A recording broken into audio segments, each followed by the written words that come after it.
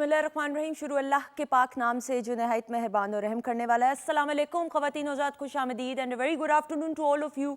और हमेशा की तरह यही दुआ, उम्मीद और यकीन कि आप अपने घरों में खैर खैरियत से होंगे। ख़वातीन हज़रात, the cricket fever is on, the cricket fever is back, PSL is back अल्हम्दुलिल्लाह। और वो मैं एक जगह पे आपको पहले भी बताया था कि एक खातून थी, रिपोर्टर उनके पास गए, एक यही पाकिस्तान इंडिया का जब मैच पाकिस्तान ने जीता था and it was a well deserved victory. तो वो जब इंटरव्यू किया तो खातून ने लिबर्टी चौक से उन्होंने कहा कि जी हमारी कौम तो तरसती है मौक़ों के लिए कि हम खुशियाँ सेलिब्रेट करें। तो PSL भी एक जश्न का समा है और एक ईद की तरह हम लोग इसको सेलिब्रेट इसलिए करते हैं क्योंकि हमारे मुल्क में हमें वाकई चाहिए कि कुछ इस तरह के इवेंट्स हों जिसमें मिल बैठ के हम लोग इंजॉय भी कर सकें। और ये बड़ी खुश बात है कि PSL के जरिए आप देखें इंटरनेशनली पाकिस्तान का कितना अच्छा इमेज जा रहा है माशाल्लाह माशाल्लाह से। And the way the teams are being taken care of security wise, शुक्र अल्हम्दुलिल्लाह, आई थिंक स्पॉट ऑन। और all the credit goes to the जितनी भी इंतज़ामिया हैं और जितने भी इदारे रिस्पॉन्सिबल हैं इसको करवाने के लिए। सो हम तो भाई फैंस हैं क्रिकेट के, हम तो एंजॉय कर रहे हैं और अब हम इंतज़ार करें कि कराची से लाहौर कब मैचेस स्टार्ट होंगे और उसके बाद so on and so fourth. So anyways, cricket में इंटरेस्ट हर किसी को होता है, चाहे छोटे हों बड़े हों, ख़वातीन हों बच्चियां हों बच्चे हों, माएँ तो दुआएं करना शुरू हो जाती हैं। तो हमारी क्रिकेट के साथ ख़वातीन हज़रात बड़ी जज्बाती वाबस्तगी है, चाहे पता पुता कुछ ना हो लेकिन फिर भी क्रिकेट देखनी ज़रूर है। तबसरे भी करने, अच्छी बात है, तबसरे करने चाहिए। और यही वो छोटे लम्हात होते हैं, छोटे मोटे, मेरे ख्याल में कि जिसको आपको चेरिश करना चाहिए अपनों के साथ। सो आज प्रोग्राम में हमने ये सोचा कि PSL का आगाज़ हो चुका है, अभी भी गालिबन मैच हो रहा है, 2 मैचेस आज होने हैं। सो उस हवाले से भी बातचीत करेंगे, तो फिर PSL को क्यों ना डिस्कस किया जाए। सो आज फर्स्ट हाफ में प्रोग्राम में PSL को डिस्कस किया जाएगा और उसके बाद फिर मुख्तलिफ और सेगमेंट्स भी होंगे और आप लोगों की कॉल्स भी ले सकते हैं हम, और आपका साथ रहेगा फेसबुक के जरिए। सो फेसबुक PTV होम के ऑफिशियल फेसबुक पे आप कमेंट्स पोस्ट कर सकते हैं, you are more than welcome, आप लोगों के नाम भी शामिल किए जाएंगे। अब मूविंग ऑन, शेफ़ मुनीरा हमारे साथ मौजूद हैं और बहुत खूबसूरत लग रही हैं मुनीरा। अस्सलाम वालेकुम। वालेकुम अस्सलाम, कैसी हैं आप? भी माशाल्लाह बहुत प्यारी लग रही हैं। थैंक यू सो मच, बहुत शुक्रिया। आज बनने क्या वाला है ये बताएं। आज पता क्या सुंदर, मैंने ये सोचा कि बहुत सारे हमने फूड्स ट्राई किए, तो आप जैसे कि PSL स्टार्ट हो रहा है तो मेरा ख्याल एपेटाइजर्स और इस तरह की 1 बाइट रेसिपीज, झटपट सी क्विक रेसिपीज बहुत सारी होनी चाहिए ताकि हम साथ साथ मैच भी देखें, साथ साथ इन चीज़ों को इंजॉय भी करें। तो उसके तवज्जुह से मैं कुछ सैंडविचेस बनाऊंगी, मशरूम सैंडविच, कुछ मैं टिक्का बोटी बनाऊंगी तंदूरी स्टाइल से, कुछ मैं कबाब के साथ फर्स्ट बाइट एपेटाइजर्स बनाऊंगी, कुछ मैं 1 बाइट एपेटाइजर्स के साथ सैंडविचेस बनाऊंगी। तो आज वेजिटेबल्स के साथ बहुत सारी वेरिएशंस करूंगी और उम्मीद करूंगी कि जब ये हमारे गेस्ट भी खाएंगे तो वो इसको एंजॉय भी करेंगे और साथ साथ ये भी करेंगे कि जाके इसको बनाएं भी, इसको ट्राई भी करें। बिल्कुल, और आपके हाथ में बहुत जायका है तो मुझे पता है खुशी खुशी आप कह रही हैं तो बनाएंगी भी उतना अच्छा। तो आप शुरू करें काम करना। ख़वातीन हज़रात, PSL की ओपनिंग सेरेमनी आप सब ने देखी, it was amazing, it was literally mind blowing, everything was well organised and me being a Pakistani I felt so proud कि अल्हम्दुलिल्लाह PSL हो रहा है और लोगों का जोशो खरोश SOPs को फॉलो करते हुए स्टेडियम में हमने देखा। अच्छा जी, सो क्रिकेट पे तबसरा करने के लिए क्रिकेटर्स मौजूद हों और क्रिकेट एक्सपर्ट्स मौजूद हों तो ज़्यादा बेहतर होगा। हम तो एज ए लेमन क्वेश्चंस कर सकते हैं। मेरी पहली मेहमान शख्सियत ग्रीन कलर की शर्ट पहनी है इस वजह से क्योंकि पाकिस्तान को रिप्रेजेंट इंटरनेशनली कर चुके हुए हैं। अब्दुर्रहमान साहब, he needs no introduction, ex test cricketer हैं और लेफ्ट आर्म ऑफ स्पिनर रह चुके हैं और क्रिकेट एक्सपर्ट भी हैं, क्रिकेटर भी हैं और हमारे हीरो भी हैं। हमारे साथ मौजूद हैं अब्दुर्रहमान साहब। अस्सलाम वालेकुम। वालेकुम अस्सलाम, कैसी हैं आप? ठीक है, बिल्कुल ठीक, आप कैसे हैं? शुक्र शुक्र अल्लाह का, द ठीक ठाक। Green shirt says it all. अच्छा, इस ग्रीन कलर में मैंने देखा एक अट्रैक्शन ही और है। जी बिल्कुल, और ये मुल्क की पहचान भी है और आपको पता है परचम भी इसी कलर का है। बिल्कुल, तो वैसे भी अच्छा लगता है। उम्र पूरी ग्राउंड में गुजरी है इसी कलर को पहन के, बिल्कुल, तो ग्रीन कलर अच्छा भी लगता है जब पहने हो तो वैसे भी ऐसा ही। और आपने तो रिप्रेजेंट किया हुआ है इस ग्रीन कलर को, तो इससे ज्यादा और बड़ी बात क्या हो सकती है। अल्हम्दुलिल्लाह। अच्छा जी, ग्रीन फ्लैग को रिप्रेजेंट, हमारे फ्लैग को रिप्रेजेंट करने की बात आ रही है तो मैं हमेशा बड़ी खुशी के साथ and I take a lot of pride जब हमारी बच्चियां इंटरनेशनली स्पोर्ट्स में और फिर क्रिकेट में पाकिस्तान को रिप्रेजेंट करती हैं। सो मेरी अगली मेहमान शख्सियत जो है खूबसूरत भी हैं और अल्लाह ताला ने इनको टैलेंट दिया और internationally Pakistan women cricket team को रिप्रेजेंट किया। बॉलर हैं, आसान नहीं है काम, बोलेंगे लगा लुगू भी देती हैं। हमारे साथ मौजूद है सानिया खान। अस्सलाम वालेकुम, और क्रिकेट एक्सपर्ट भी हैं भाई। हाँ जी, वालेकुम सलाम, कैसी हैं आप? बिल्कुल ठीक। क्या मैंने दूसरा तारुफ सही कराया कि गुस्सा चढ़े तो लगा लूँ? देखिए बॉलर तो वो है ही नहीं जिसको गुस्सा ना आए, तो एग्रेशन तो बहुत ज़रूरी होता है बॉलिंग के है ना। लिए। जब ये एंटर हुई ना मेकअप रूम में, मैंने कहा मेरा भाई आ गया। तो मैंने सबको कहा हट जाओ, मेरा भाई आ गया। नहीं नहीं, ये अब हमारी प्राइड हैं आप माशाल्लाह से। अच्छा जी, इनके साथ तशरीफ़ रखते हैं। क्रिकेट को बड़ी गहरी निगाह से देखते हैं, क्रिकेट एक्सपर्ट भी हैं, एंकर भी हैं स्पोर्ट्स के, और आप इनको मुख्तलिफ चैनल्स पे भी देखते हैं रिप्रेजेंट करते हुए, क्रिकेट के ऊपर तबसरे देते हुए और ट्रांसमिशंस को होस्ट करते हुए। हमारे साथ मौजूद हैं इरफान ज़हीर साहब। अस्सलाम वालेकुम। वालेकुम सलाम जी, थैंक यू सो मच। कैसे हैं आप? अल्हम्दुलिल्लाह, आप ठीक ठाक हैं? बिल्कुल ठीक। मैच चल रहा है भाई, आप हाँ, बिल्कुल। हमारे लाहौर कलंदर का भी चल रहा है, हाँ, आज उनका मैच भी है। तो क्या तबसरा है कि क्या होने वाला है? देखिए, लाहौर कलंदर का इस दफ़ा का यूनिक चीज़ ये है कि उनके कैप्टन चेंज है। शहीन बिल्कुल शाह सही। अफरीदी, जैसे हमने देखा कि इस दफ़ा उन्होंने क्रिकेटर ऑफ द ईयर का अवार्ड लिया। सर बिल्कुल। गैरी सोबरस शील्ड ली, जो पहले पाकिस्तानी है जिन्होंने अवार्ड अपने नाम किया, तो वो इस दफ़ा कैप्टनसी कर रहे हैं। न्यू है, यंगस्टर है, एनर्जेटिक है, प्लस साइन है। बट ओबियसली आई बिलीव कि कैप्टनसी जो होती है ये ग्रेजुअली आप सीखते हो। बिल्कुल ठीक। बॉर्न कैप्टन बहुत रेयर होते हैं, जैसे इमरान खान की हम बात करते हैं कि इस तरह के कैप्टन बहुत रेयर हमें नजर आए। बट जैसे बाबर की हम दूसरी तरफ बात करते हैं, बिल्कुल वो भी ऐसे। एक लर्निंग कैप्टन है, और हमने देखा कि 1-1.5 साल के स्पैन के अंदर उन्होंने अपने आप को काफी ग्रो किया बिल्कुल। और बड़ा खूबसूरत तरीके से वर्ल्ड कप में लीड किया उन्होंने। आईसीसी जब के जो उनको- हैं अवार्ड भी जीता है, जी, उस पर हम बात करते हैं। जी। मेरी अगली मेहमान शख्सियत जी ही अगेन यंग टैलेंट को हमेशा पाकिस्तान टेलीविजन नेटवर्क की कोशिश रही है, काविश रही है, हर प्लेटफॉर्म पे प्लेटफॉर्म ऐसा प्रोवाइड किया जाए कि अपने फ़न का मुजाहरा कर सकें। सो जावेद बशीर साहब इज़ अ ह्यूज नेम, मौसीकी की दुनिया का बहुत बड़ा नाम, पाकिस्तान के अलावा पूरी दुनिया में पाकिस्तान को रिप्रेजेंट किया। उनके साहबजादे जुनैद बशीर हमारे साथ मौजूद हैं, इनको वेलकम करते हैं। अस्सलाम वालेकुम। जी वालेकुम अस्सलाम। कैसे हैं आप? जी अल्हम्दुलिल्लाह, मैं बिल्कुल। जुनैद आप आज कैसे हैं? बिल्कुल ठीक, अल्लाह का शुक्र। आप भी क्रिकेट लवर तो हैं, राइट? बस थोड़ा सा, इतना ज़्यादा हाय, नहीं। ये क्या कह रही है? उसके साथ बैठ के बात कर रहे हैं। नहीं इतना ज़्यादा नहीं, बस थोड़ा सा मैं अभी लाइक करता हूँ, ज़्यादा म्यूजिक की तरफ दिल भी मेरा रख लेते हैं हमारा। ध्यान। अच्छा, दिल भी नहीं रखा, बिल्कुल सपाट सा चेहरा बना के थोड़ा थोड़ा सा। इससे ज्यादा तो मेरे ख्याल में इकबाल भाई को होगी दिलचस्पी, ऐसा ही है कि हाँ, नहीं? तो बस म्यूजिक की तरफ मेरा ज़्यादा कॉन्सेंट्रेट होता है कि ठीक है। बस इसको बड़े लेवल पे लेके लेकिन जाए। पता तो है ना क्रिकेट के बारे जी में जी बिल्कुल पता है। कि बैट होती है, बॉल जी, होती है, जी, विकेट बिल्कुल। होती है 3, जी जी बिल्कुल पता भागते हैं बीच में। हाँ बट ठीक है। हम भी ऐसे कह देंगे हमें म्यूजिक कभी बस थोड़ा सा नहीं देखिए, मैं आपको बताती हूँ, ये जुनैद की सादगी है और ये इसकी इनोसेंस है कि देखें कि वो साफ दिल से, उसमें बिल्कुल। अदरवाइज। लेकिन अच्छी बात है, जो पढ़ने वाले बच्चे हों या जो प्रोफेशनल्स हों वो कम कम देखें, कोई मसला नहीं है। आपको बेसिक्स पता है, we are more than happy. अच्छा जी, हम रैंकिंग की बात करते हैं अब्दुल रहमान साहब। वो आईसीसी में 4 बड़ी बड़ी रैंकिंग माशाल्लाह। हमने, हमारी बच्चियों ने भी, फिर बिल्कुल, हमारे मेल बिल्कुल। क्रिकेटर्स ने भी। I mean it's amazing. हाँ, और पीएसएल को कितना रोल आप समझते हैं कि इस सब में रहा है? ये मेन रोल वही है, क्योंकि इस पीएसएल की वजह से भी पाकिस्तान को बहुत सारे सितारे मिले। बिल्कुल सही। कि जो ऐसा प्लेटफॉर्म है कि कोई लड़के डोमेस्टिक भी नहीं खेले, वो सीधा पाकिस्तान टीम में आए। उन्होंने ऐसा परफॉर्म किया कि दुनिया में पाकिस्तान का नाम रोशन किया। और आफ्टर लॉन्ग टाइम के पाकिस्तान के 3-4 प्लेयर्स एक ही साल के अंदर जो आईसीसी के अवार्ड जीते हैं, जिसमें वुमेन्स भी हैं और जिसमें हमारी पाकिस्तान टीम के बॉयज़ भी हैं। तो ये बड़ी खुशी की बात होती है।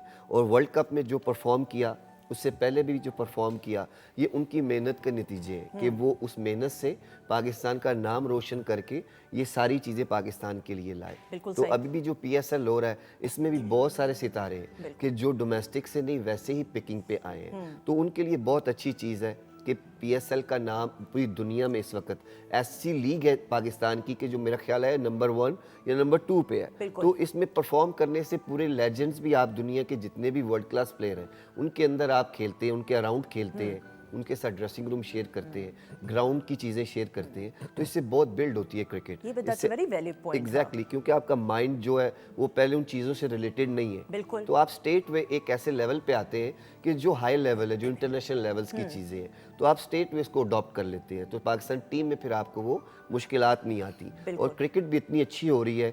कल का जो मैच हुआ है, हाँ, बिल्कुल। बहुत अच्छा मैच बहुत हुआ है। अच्छा भाई। उसका क्या कहते हैं, इसका किसका शावर मैच चल रही है कोयटा क्रिकेट। एग्जैक्टली ऐसे गेम आप बहुत देर के बाद मिली कि आपने 190 चेज किया, पहले 190 हुआ, फिर उसके बाद हर ओवर में गेम चेंज हो रही थी। तो अच्छा होता है ऐसी क्रिकेट होना। इससे यंगस्टर जितने भी देखते हैं बच्चे, उनको बहुत शऊर आता है, उनको शौक पैदा होता है कि हम भी पाकिस्तान टीम में जाएं, पीएसएल खेलें। तो इससे गुड टू गो है कि इंशाल्लाह आगे और भी ये बेहतर होती जाएगी। सनी, आई थिंक अगेन जो इन्होंने बात की, इट सम्स इट ऑल कि ये प्लेटफॉर्म प्रोवाइड किया जाता है यंगस्टर्स को बड़ों के साथ खेलने का। अदरवाइज मेरे ख्याल में it could be a dream कि आप अपने सीनियर्स के साथ खेलो, एक प्लेटफॉर्म, एक ग्राउंड शेयर करना, फिर वो बातें and you know mindset. So I think इससे यंग टैलेंट, मुझे ऐसा लगता है, being a layman, being a viewer, being a fan of cricket, आप बेहतर तरीके से इस्लाह कर सकती हैं कि जो यंग बच्चे हैं, इस तरह इमर्जिंग टैलेंट आप अपनी नेशनल इंटरनेशनल टीम के लिए पिकअप कर सकते हो। देखिए, जहाँ पे लड़कों की हम बात करते हैं तो वहाँ पे हम पीएसएल को क्रेडिट देते हैं, लेकिन अब हम इस चीज़ को लेके ज़रा ज़्यादा होपफुल हो गए हैं कि जब से रमीज़ राजा आए हैं और उन्होंने ये चीज़ अनाउंस की है कि लड़कियों की भी, फीमेल्स की भी पीएसएल होने चाहिए। वो बेसिकली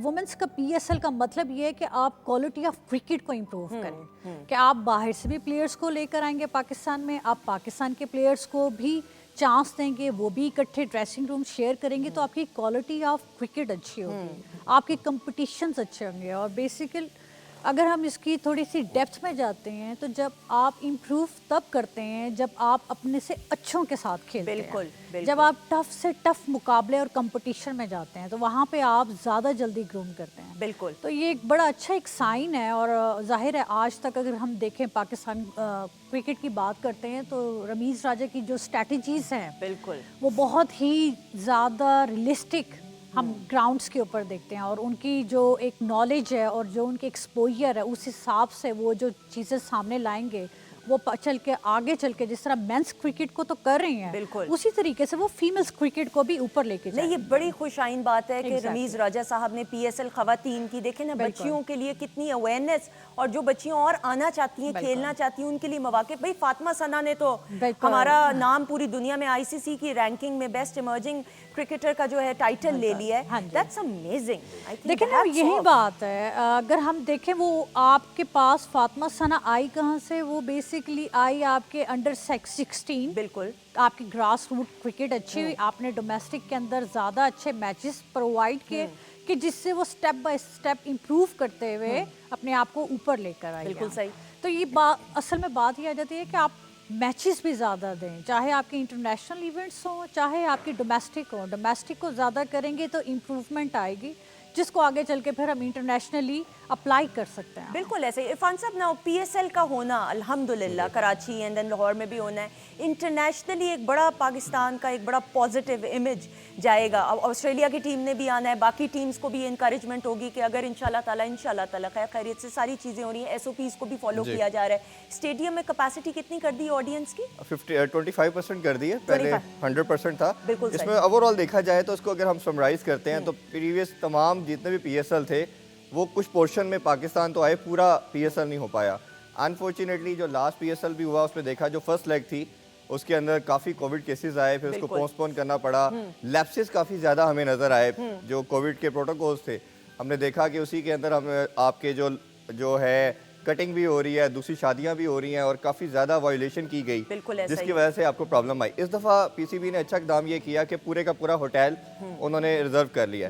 हर टीम और उसकी मैनेजमेंट का लहदा फ्लोर है, जिसमें आपकी तमाम दूसरा स्पोर्टिंग स्टाफ भी है, आपके शेफ भी हैं, वो भी उसी आपके साथ स्टे कर रहे हैं। तो बड़ा अच्छा साइन है। उसकी रीज़न ये है कि पूरा पीएसएल होना बहुत नेसेसिटी है। जिस तरह आपने कहा कि उसके बाद ऑस्ट्रेलिया ने आना है, फिर वेस्ट इंडीज़ ने आना है। ऑस्ट्रेलिया का टूर्नामेंट इतना बड़ा वो सीरीज़ होगी क्योंकि 22 साल के बाद उन्होंने पाकिस्तान आना है। और जिस तरह आपने शुरू में इंट्रो में बोला कि एक फेस्टिवल है, बिल्कुल ऐसा ही। ईद के बाद अगर या शायद ईद के बराबर मैं कहता हूँ इसको, कि पूरी नेशन एक फेस्टिवल के समय में आ जाती है। It's a second religion for us. हम तो ईद को अलामती तौर पे इस्तेमाल करते हैं ना, कि जब खुशी का त्यौहार हो तो जी ईद की तरह खुशी, तो वो लिटरली यानी इंजॉयमेंट ऐसी, क्योंकि हम लोग तरसते हैं खुशियों के लिए। और मुझे लगता है जो पाकिस्तानी कौम जानती है इवेंट्स को सेलिब्रेट करना, वो पूरी दुनिया में वो जोशो जज्बे को, भाई मैं I am sorry, I am being very biased, मेरा तो मुल्क है, मेरे मुल्क के लोग हैं, जो पाकिस्तानी जोशो जज्बे के साथ चीज़ों को सेलिब्रेट, वो नहीं। सर आप तो बेहतर बता सकते हैं। कल भी ऐसा ही था कि तकरीबन जो मेरी इंफॉर्मेशन है, कल कराची स्टेडियम में अबाउट 300 किड्स मैच देखने के लिए आए थे। उनको अलाउ नहीं किया गया क्योंकि वो वैक्सीनेटेड नहीं थे। तो वो क्राइंग थे, वो रो रहे थे। तो पीसीबी ने उनके लिए कहा कि आपकी टिकट्स वापस हो जाएंगी, आपको पैसे वापस हो जाएंगे, लेकिन वो रो रहे थे बच्चे। तो देखिए कितना जुनून है कि 12 से 14 साल के भी 300 से 400 बच्चा स्टेडियम मैच देखने के लिए गया पीएसएल के लिए। तो कितनी अच्छी चीज़ है आने वाले फ्यूचर के लिए। तो जैसे जैसे ये क्रिकेट होती रहेगी, हमारा फ्यूचर ऐसे ही आबाद होता रहेगा। तो ये इनका ग्राउंड आना बहुत ज़रूरी है। पिछले 2-3 साल से बच्चे वीडियो गेम्स में, लैपटॉप्स में थे, क्योंकि कोई क्रिकेट नहीं हो रही थी, कुछ भी नहीं हो रहा था इस कोविड-19 की वजह से। तो अब जैसे जैसे गेट्स ओपन हो रहे हैं, बच्चों में शौक भी बढ़ रहा है, और ये अच्छी सोच है कि आप इनकी जान छूटे गेम्स के बारे से, बिल्कुल। लैपटॉप के से, ये स्पोर्ट्स के लिए आए और ग्राउंड में आए और देखें कि पाकिस्तान में क्या हो रहा है। पाकिस्तान की क्रिकेट, जितनी भी दुनिया के फैंस हैं, ये बच्चे आते हैं, उनको देखने के लिए आते हैं, तो उनसे शौक बढ़ता है क्रिकेट का। तो लव टू के और इनको दोबारा बच्चों को कराया जाए वैक्सीनेट, कोरोना से बचाया जाए, ज़रूरी है। इनको इंजेक्शन लगवाएं और फ़ौरन से पहले ग्राउंड भेजा जाए कि बिल्कुल। ग्राउंड भी आबाद हो, इन बच्चों से शोरो गुल भी हो बिल्कुल। और ग्राउंड में अच्छी क्रिकेट को देखें भी। तो पाकिस्तान की जितनी भी ये PSL का ब्रांड है, जब ये लाहौर आए तो एक ये पूरा माहौल बना हो, लाहौर में पैक स्टेडियम हो और पूरी दुनिया इसको एंजॉय करे इंशाल्लाह। बिल्कुल। अच्छा जी, लाहौर PSL कब आने वाला है? ये 10 तक होगा कराची में फर्स्ट लेग, और सेकंड लेग 10 से फिर 27 तक लाहौर में होगी। जिस तरह मैं रमान भाई कह रहे थे, मैं अपने ऑफिस का रूट बदल लूंगी ना फिर ट्रैफिक के रूट्स में। अच्छा, उसमें सबसे इम्पोर्टेंट चीज़ ये कि दोनों तरफ ये बड़ी इंपॉर्टेंस रखती है। जैसे जितने ये प्लेयर्स हैं, ये सब खुद बताते हैं कि इससे बड़ी खुशी की चीज़ कोई नहीं है जब आप अपने क्राउड के आगे खेलते हो, और आपकी गेम बड़ी ग्रो करती है जब आप अपने लोगों के अंदर खेलते हो। इसी तरह यंगस्टर जब तक अपने हीरोज को अपने सामने खेलता हुआ नहीं देखेगा, आपके लिए वो आइकॉनिक पर्सनैलिटी नहीं बनेगा। आप उसको ड्रीम आउट करते हैं। जिस तरह इन लोगों ने इमरान खान को, वसीम अकरम को, वकार यूनुस को देखा, सकलैन मुश्ताक को देखा, Huge names, जी भाई, जी, तो huge। इसी तरह आपके हीरो बिल्ड होते हैं। जब वो वीडियो गेम्स की बात कर रही थी, जब वो आप कार्टून और इस तरह की फाइटिंग गेम मोबाइल या लैपटॉप पे देखते हैं, तो आप ऑब्वियसली आपका फोकस आउट हो जाता है। और मैं एक बड़ी अच्छी कोट इधर करना चाहूंगा कि कहते हैं कि जिन लोगों के खेल आबाद होते हैं, जिन ग्राउंड आबाद होती है, उनके हॉस्पिटल वीरान होते हैं। बिल्कुल ऐसा ही है, हमें इस पे बिल्कुल focus फिजिकली करना फिट चाहिए। रहने के लिए बिल्कुल ऐसा ही है। और लेकिन फिर भी हमें कॉन्शियस रहना पड़ेगा, थोड़ा सा प्रोटोकॉल्स का ख्याल करना पड़ेगा। जो कोविड के सिनेरियो के अंदर ये भी बड़ा उतना ही इम्पोर्टेंट है, हमें कई लैप्सेस नहीं करने। नहीं नहीं, मेरे ख्याल में SOPs को ख़वातीन ज़ात और वैक्सीनेशन तो कतई नज़र इसके कि आप मैच देखने जा रहे हैं कि नहीं, ये तो एक मेरे ख्याल में फ़र्ज़ है। मेरे ख्याल में क्या, यकीनन ये एक जिम्मेदारी है कि वैक्सीनेशन आपने अपनों की और अपनी करवानी, और SOPs का खास तौर पे ख्याल रखना है। शाहिद आफरीदी साहब, इंटरनेशनल स्टार, आखिरी PSL उनका, बड़े अफसोस भी हो रहा है, मतलब अफसोस भी हो रहा है क्योंकि ऑब्वियसली। मैं इसे इस तरह देखता हूँ कि शायद लास्ट 2-3 डेकेड्स के अंदर सबसे बड़ा नाम कहा जाए शोएब अख्तर और उनका बिल्कुल वो ऐसा थे। ही। और जिस तरह की उनकी परफॉर्मेंसेस थी, जिस तरह क्राउड खास तौर पे उनके लिए पर्टिकुलरली आता था, जैसे हमने देखा कि आउट होते थे पूरा स्टेडियम खाली हो जाता ऐसा था। ही है। ठीक है, तो बड़े टाइम के बाद ऐसा कोई प्लेयर था, और उनका भी यही ड्रीम है कि मैं इसको अच्छे हाई नोट पे ख़त्म करूँ। ऑब्वियसली आपकी रिफ्लेक्सेस आउट हो जाते हैं एज के साथ, आपकी पार ख़त्म हो जाती है, बट आप being a player, being a superstar, आपकी ख्वाहिश ज़रूर होगी कि मैं इसको अच्छे नोट पे ख़त्म करूँ। और मेरे जहाँ तक मेरे ज़राए हैं कि वो जितनी एफर्ट कर रहे हैं, आल्दो कि एक सैड न्यूज़ उनकी फैमिली में हुई, उनकी सिस्टर इन लॉ की बिल्कुल, डेथ हुई, फिर बिल्कुल। वापस आए, कोविड हो गया, लेकिन उनकी सुना है कि मोटिवेशन वो तमाम पूरी इंटैक्ट है। वो इस चीज़ को रियलाइज़ करते हैं कि ये मेरे लिए बहुत इंपॉर्टेंस रखती है। क्राउड जितना उनको सारी जिंदगी प्यार दिया, वो उस अफेक्शन को और ये return करना पाकिस्तान चाहते हैं। की हद तक महदूद नहीं है, ऐसा नहीं है। जो शाहिद अफरीदी हैं, हम बात करें अपने जितने भी स्टार्स की, लेकिन फिर शाहिद अफरीदी की बात करें तो ये बियॉन्ड द बॉर्डर पूरी दुनिया में उनको प्यार किया जाता है, माना जाता है, उनके टैलेंट को सराहा जाता है। बिल्कुल आप सही कह रही हैं। और सबसे बड़ी बात ये है कि देखें, मुझे कहीं ना कहीं ये भी लगता है कि अगर किसी इंसान को कोई बहुत बड़ी इस तरह की शोहरत मिलती है, उसमें उस पर भी रब का कोई ख़ास करम होता है, तो वो कोई ना कोई वो शख्स भी कुछ ना कुछ ऐसा कर रहे होते हैं। और हमने भी जितना उनके साथ टाइम गुजारा है, हमने भी ये चीज़ देखी है कि वो हमेशा बड़े सपोर्टिव रहे हैं। और जहाँ पाकिस्तान में भी होते थे या हम बाहर भी मैचेस खेल रहे होते थे, तो वो आते थे, ग्राउंड्स के अंदर आते थे, या ऊपर से बैठ के हमें अप्रिशिएट करना और गेम को बड़ा क्लोजली ऑब्जर्व कर रहे होते थे। तो एक बंदे का अपना एक स्टाइल भी होता था, जिसकी वजह से उनके इतने फैंस फॉलोइंग इतनी ज़्यादा है। बिल्कुल सही। लाहौर कलंदर और मुल्तान सुल्तान का भी मैच चल रहा है, क्या करें, किस साइड पे जाएं? जी मुल्तान सुल्तान दुआ तो यही है कि ये पिछले 6 मुल्तान से हैं, हम दोनों लाहौर से हैं, तो फिर अच्छा, मैं जेलम से हूँ, फिर मैं किधर जाऊँ बीच का? मैं भी वैसे जेलों से दुआ तो यही है कि पिछले 6 साल से कि लाहौर इस दफ़ा ट्रॉफी उठा ले। लास्ट ईयर बहुत बड़ा चांस था, पहली 6 गेम बड़ी बात अनबिटन थी। थे, लेकिन ये कि यूएई जाके फिर पूरी गेम चेंज हो गई, बीच में स्टॉप भी हो गई थी PSL ये कोविड टीम की वजह से ही। लेकिन ये है कि अभी भी जैसे लाहौर की टीम है, बहुत बड़ी टीम है, बिल्कुल उनके ऐसा ही। पास प्रॉपर ऑलराउंडर्स हैं, बैट्समैन हैं, बॉलर्स हैं, एवरीथिंग दे हैव। लेकिन अभी ये चांस मिस नहीं करना चाहिए, क्योंकि आपकी जो कॉम्बिनेशन है ना वो एक जीत वाला है। नहीं, बट बीइंग जीत वाला भी है, लेकिन उसमें हमने ये भी देखना है कि शाहीन शाह अफरीदी को कप्तान बनाया गया, तो ये उनके लिए भी एक नया एक्सपोजर है। बिल्कुल ऐसा हाँ ही जी। है, बिल्कुल। और उस टाइम के ऊपर हालांकि हमें पता है कि उनका अपना कैलिबर कैसा है, लेकिन वो टीम को कैसे लेके चलते हैं ये एक इम्तिहान है। और दूसरा मैं ये मशवरा देना चाहूँगी लाहौर कलंदर को कि ये उनको रिकॉर्ड चाहिए कर लें फिर उन तक पहुंचा दें। कि थोड़ी स्ट्रेंथ ट्रेनिंग करें। मुझे लगता है कि ट्रॉफी का वेट बहुत ज़्यादा है बिल्कुल सही। कि थोड़े से यंगस्टर उठाने के में लिए हो सकता है। कैप्टनसी एक होती तो ज़रूर है, लेकिन जितनी मॉडर्न क्रिकेट हो गई है, जितना अच्छा स्टाफ होता है आपके साथ, अंदर लेजेंड्स भी खेल रहे हैं, सो आई डोंट थिंक सो कि उसको कोई मुश्किल आएगी। ठीक है, क्योंकि बहुत बड़ी टीम खेल रही है, तो यहाँ ही तैयार होता है बंदा। यही जगह है जहाँ पे आपको सारी चीज़ों की अवेयरनेस आती है, लेकिन उसका नया बॉल हमेशा पाकिस्तान के लिए भी बहुत अच्छा है, और अगर आज भी वो नया बॉल अच्छा करते हैं तो लाहौर कलंदर बहुत इजीली मैच जीत जाएगा। बिल्कुल सही। शाहीन शाह अफरीदी की बात की, ही इज यंग, अच्छी बात है, यंगस्टर्स को प्रोवाइड करना चाहिए प्लेटफॉर्म लीड करने के लिए, लेकिन अगेन फिर जब एक टीम ऐसी है कि जो कि पीपल वांट के इट शुड विन, तो इस सारे सिनेरियो में जब इतनी उम्मीदें हैं तो इन पे तो बर्डन ज्यादा हो गया अच्छा, होगा। लाहौर के अंदर को दो तरह से देखना चाहिए। एक तो उनका जो प्लेयर डेवलपमेंट प्रोग्राम है, जो पूरा साल वो पूरे पाकिस्तान में प्लेयर्स को डेवलप करते हैं, ढूंढते हैं, ट्रायल लेते हैं, वो बहुत बड़ा काम है। और पीसीबी को जो स्पोर्टिंग रोल प्ले करते हैं वो दैट इज आउटस्टैंडिंग। तो उसमें तो मेरा ख्याल है जितना उनको अप्रिशिएट किया जाए, एडमायर किया जाए, वो कम है। अनफॉर्चुनेटली हमने जब पीएसएल की बात करते हैं तो पीएसएल में सिवाय एक ऐसा था इवेंट जिसमें उन्होंने अच्छा परफॉर्म किया, फाइनल तक आए, बाकी सब में वो बुरी परफॉर्मेंस रही। मुझे जो बेसिकली उनकी रीजन नजर आती है, और मैंने उनके ओनर से भी बात की, इनकी पिक के अंदर प्रॉब्लम नजर आती है कि बैट्समैन जो लेते हैं ये सारे एक तरह के पावर हिटर लेते हैं। बिल्कुल सिवाय सही। मोहम्मद बिल्कुल सही। हफीज के अलावा इनके पास कोई ऐसा प्लेयर नहीं है जो टीम को इनिंग्स बिल्ड करे, लेके चले। सही। उस भी अगर आप जो प्रीवियस पीएसएल था अच्छा परफॉर्म किया था, उसमें हफीज सारे मैचों में परफॉर्म करते रहे, फाइनल में वो 0 पे आउट हुए, ये कोलैप्स कर गए। तो आपको टीम के अंदर, क्योंकि इसमें भी 20 ओवर्स हैं, 120 बॉल्स को आपने लेके चलना है। ऐसा नहीं है कि हर बॉल पे आपने 6 ही मारना है या बाउंड्री लगानी है। तो आपको इनिंग्स डेवलप करनी पड़ती है, शीट एंकर रोल किसी प्लेयर को करना पड़ता है। तो मेरा ख्याल है कि हफीज के साथ एक ऐसा प्लेयर जरूर इनके पास होना चाहिए था जो इनिंग्स बिल्ड करता, कहीं संभालता। अब वो जिस मैच में इनकी हिटिंग लगती है ये बड़ा टोटल कर जाते हैं, मैच जीत जाते हैं। जिस मैच में वो नहीं कोई कर पाता तो एकदम क्लैप्स कर जाते हैं। आज का क्या है आपका वर्डिक्ट या एक राय? राय यही है कि लाहौर कलंदर जीते।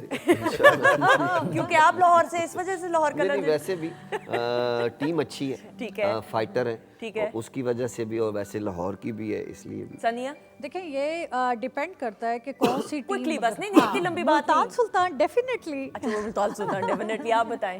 कम्बिनेशन के लिहाज से अगर मैं क्रिकेटिंग सेंस में बात करूं तो मुल्तान सुल्तान बहुत जबरदस्त साइड नजर आ रही, खासतौर पे उनके जो कैप्टन है मोहम्मद रिजवान, ठीक है। आईसीसी के बेस्ट बैट्समैन भी रहे, और जिस तरह की परफॉर्मेंस दे रहे हो कैप्टनसी के अंदर, बिल्कुल सही। मेरा मानना ये है कि अभी आपके सर्किट के अंदर उनसे बेस्ट कैप्टन भी कोई अवेलेबल नहीं है। बिल्कुल जिस सही। तरह वो ग्रो कर रहे हैं, और लास्ट सीजन में उन्होंने अपनी टीम को विक्ट्री भी दिलवाई, और लास्ट पहली गेम में भी हमने देखा कि जिस तरह की कैप्टनसी की ऑन मेरिट्स तो मुझे मुल्तान सुल्तान ज्यादा स्ट्रॉन्ग नजर आती है, बट दुआ ये है कि लाहौर जीते। अच्छा, कितनी अच्छी बात की है ना कि ऑन मेरिट तो ये, लेकिन दुआ ये बेस्ट है। दोनों तरफ ये बेस्ट है, ये एंकर वाली इन्होंने बेसिकली बात की है। हमारे यहाँ क्रिकेट विन करिए, हम वी आर हैप्पी मैं एग्जैक्टली नहीं, अब दिल भी कोई तो भी जो कह रहा है वो तो कह रहा है ना। देखें, मुल्तान सुल्तान जीते, लाहौर कलंदर जीते, जीत पाकिस्तान की क्रिकेट की हो रही है अल्हम्दुलिल्लाह। सो वी विद ऑब्वियसली ये तो लाइटर नोट पे हम बात कर रहे हैं। अच्छा जी, अस्सलाम वालेकुम, कैसे हैं आप? अल्हम्दुलिल्लाह बिल्कुल। क्रिकेट की नहीं बात करेंगे, म्यूजिक की हो जाए बात। जुनैद जी, बिल्कुल। आप ऑब्वियसली वालिद साहब ने इतनी ट्रेनिंग जावेद बशीर साहब ने आपको दी है, तो फिर पहली जो परफॉर्मेंस है कोई क्लासिकल परफॉर्मेंस हो जाए? जी जी बिल्कुल। चले जी, जैसे क्या सुनाएंगे? राग एमन? राग एमन में आपको मैं वारी वारी जाऊं ये सुना देता हूँ। अरे वाह, प्लीज आ जाइए, बहुत सारी क्लैप पे।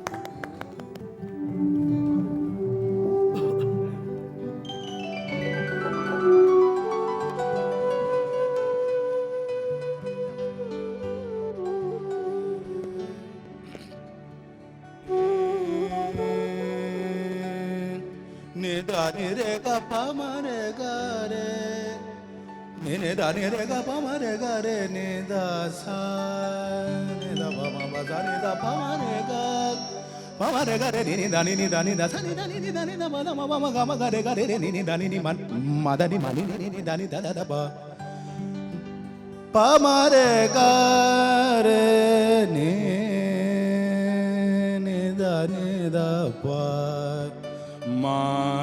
Ma da ni re ga re da ni da pa ma ga re ni da ni re sa मैं वारी वारी जाऊंगी प्रीतम प्यारे मैं वारी वारी जाऊंगी प्रीतम प्यारे मैं वारी वारी जाऊंगी प्रीतम प्यारे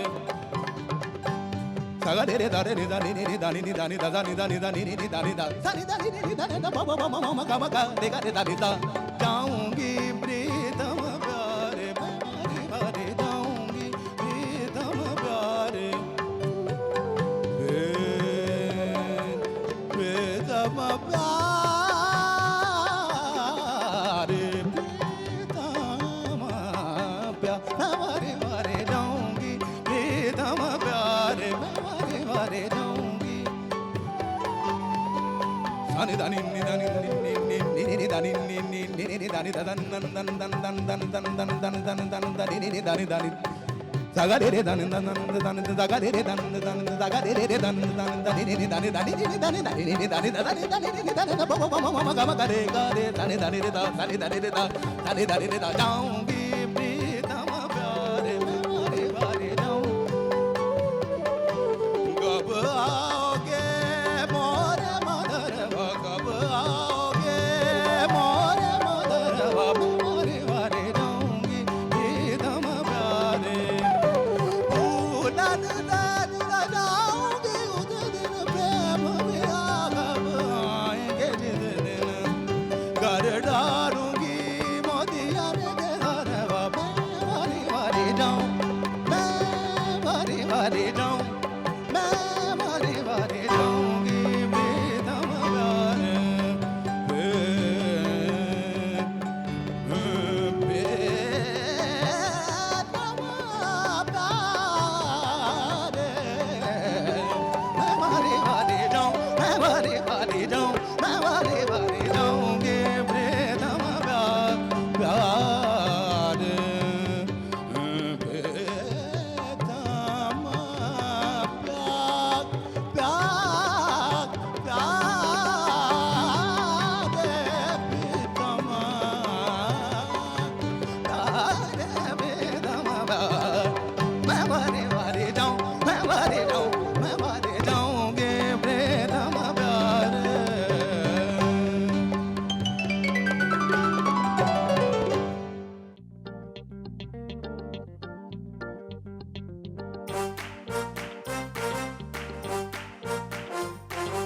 वीकेंड को रंगीन बनाने कुछ सुनने और सुनाने कुछ खाने और गाने ला रहा है पीटीवी हो weekend at home weekend at home weekend at home weekend at home जी वेलकम बैक वंस अगेन खवातीन हज़रात the cricket fever is on yes और क्रिकेट के हवाले से पीएसएल के हवाले से बात हो रही है। ब्रेक पे भी हम अभी स्कोर चेक कर रहे थे। लाहौर कलंदर का जो आखिरी ओवर में पहले बॉल पे छक्का मारा गया 190 है एक और मारा गया वेरी गुड वाओ ये मैं बता 200 हो गया जी अच्छा इनको नहीं पता था वेरी गुड आप सैंडविच आपका हुआ छक्का मारा किसने अब ये मुझे नहीं पता मैं तो विज़ी होगा या बेंडक होगा नहीं वो दोनों में से कोई एक ही होगा जारी बात विज़ी है होगा हाँ बेंडक है बेंडक कहा जा रहा है हाँ वेरी गुड जी सो अब आप क्या वर्डिक्ट देना चाहेंगे लाहौर कलंदर के बारे में अच्छा अभी 200 हो गया है भाई अभी तो 4 बॉल बाकी है ठीक है। लेकिन क्रिकेट है कुछ भी नहीं कह सकते जब तक आप अच्छी बॉलिंग बैटिंग ने तो अपना काम कर लिया लेकिन अब बॉलिंग की बारी है कि वो कैसे इसको डिफेंड करती है लेकिन 200 रन प्लस बहुत मुश्किल होता है क्योंकि आपने हर ओवर में 10 रन बनाने तो जहाँ 2-3 ओवर अच्छे होंगे तो एवरेज 15 प्लस हो जाती है तो very difficult to chase the target तो उम्मीद बड़ी है big time chance for Lahore Qalandar कि पहला मैच जीतने का But it's a decent score, Sania. I think it's a very decent score. और अब ये कि जाहिर बात है अब इन्होंने फील्डिंग कैसे करनी है, स्ट्रेटजी क्या होगी, उस पर डिपेंड करता है। उस पर डिपेंड करता है। अब ये ही है कि जब मुल्तान सुल्तान चेस करे जाएगा तीसरी तो बॉल पे चौका। Yeah, very good. ये तो कुछ पावर प्ले का इंतजार करना पड़ेगा कि पावर प्ले में अब मुल्तान सुल्तान कितना उसका एडवांटेज लेगा। जितना पावर प्ले को यूटिलाइज करेगा तो वो फिर आगे की थोड़ा सा ये हो जाएगा, इजी हो जाएगा चेज करना। बिल्कुल सही।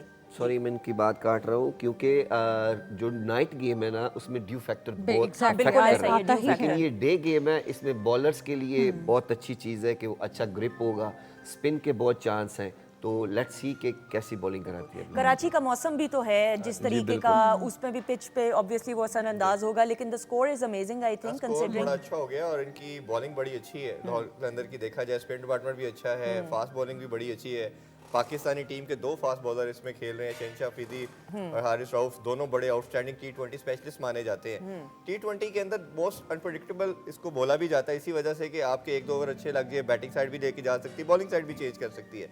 और इसमें बैटिंग के अगर रिगार्डिंग बात करें तो इम्पैक्ट प्लेयर बहुत काम करता है। इम्पैक्ट प्लेयर उसको माना जाता है जिसका स्ट्राइक रेट ज्यादा होता है और वो हर मैच में नहीं चलता, बिल्कुल सही। बट जिस मैच में चलता है वो टीम को सिंगल हैंडली गेम अवे ले जाता है। इनके पास फखर जमान की, जैसे मैं और रहमान भाई बात कर रहे थे, कोई ऐसा बैट्समैन है जब वो स्कोर करता है तो उनकी टीम मोस्टली जीती है। बिल्कुल ऐसा अभी ही है। एक चीज आईसीसी की जैसे अवार्ड्स की बात कर रहे थे तो फखर जमान को best performance of the year भी दिया गया। बिल्कुल सही। जो उनकी साउथ अफ्रीका के अगेंस्ट 193 की इनिंग्स खेली थी वो भी दी गई, जो कि अभी ज्यादा हाईलाइट ही लोग कर रहे हैं, बट बहुत बड़ी वो इनिंग्स थी।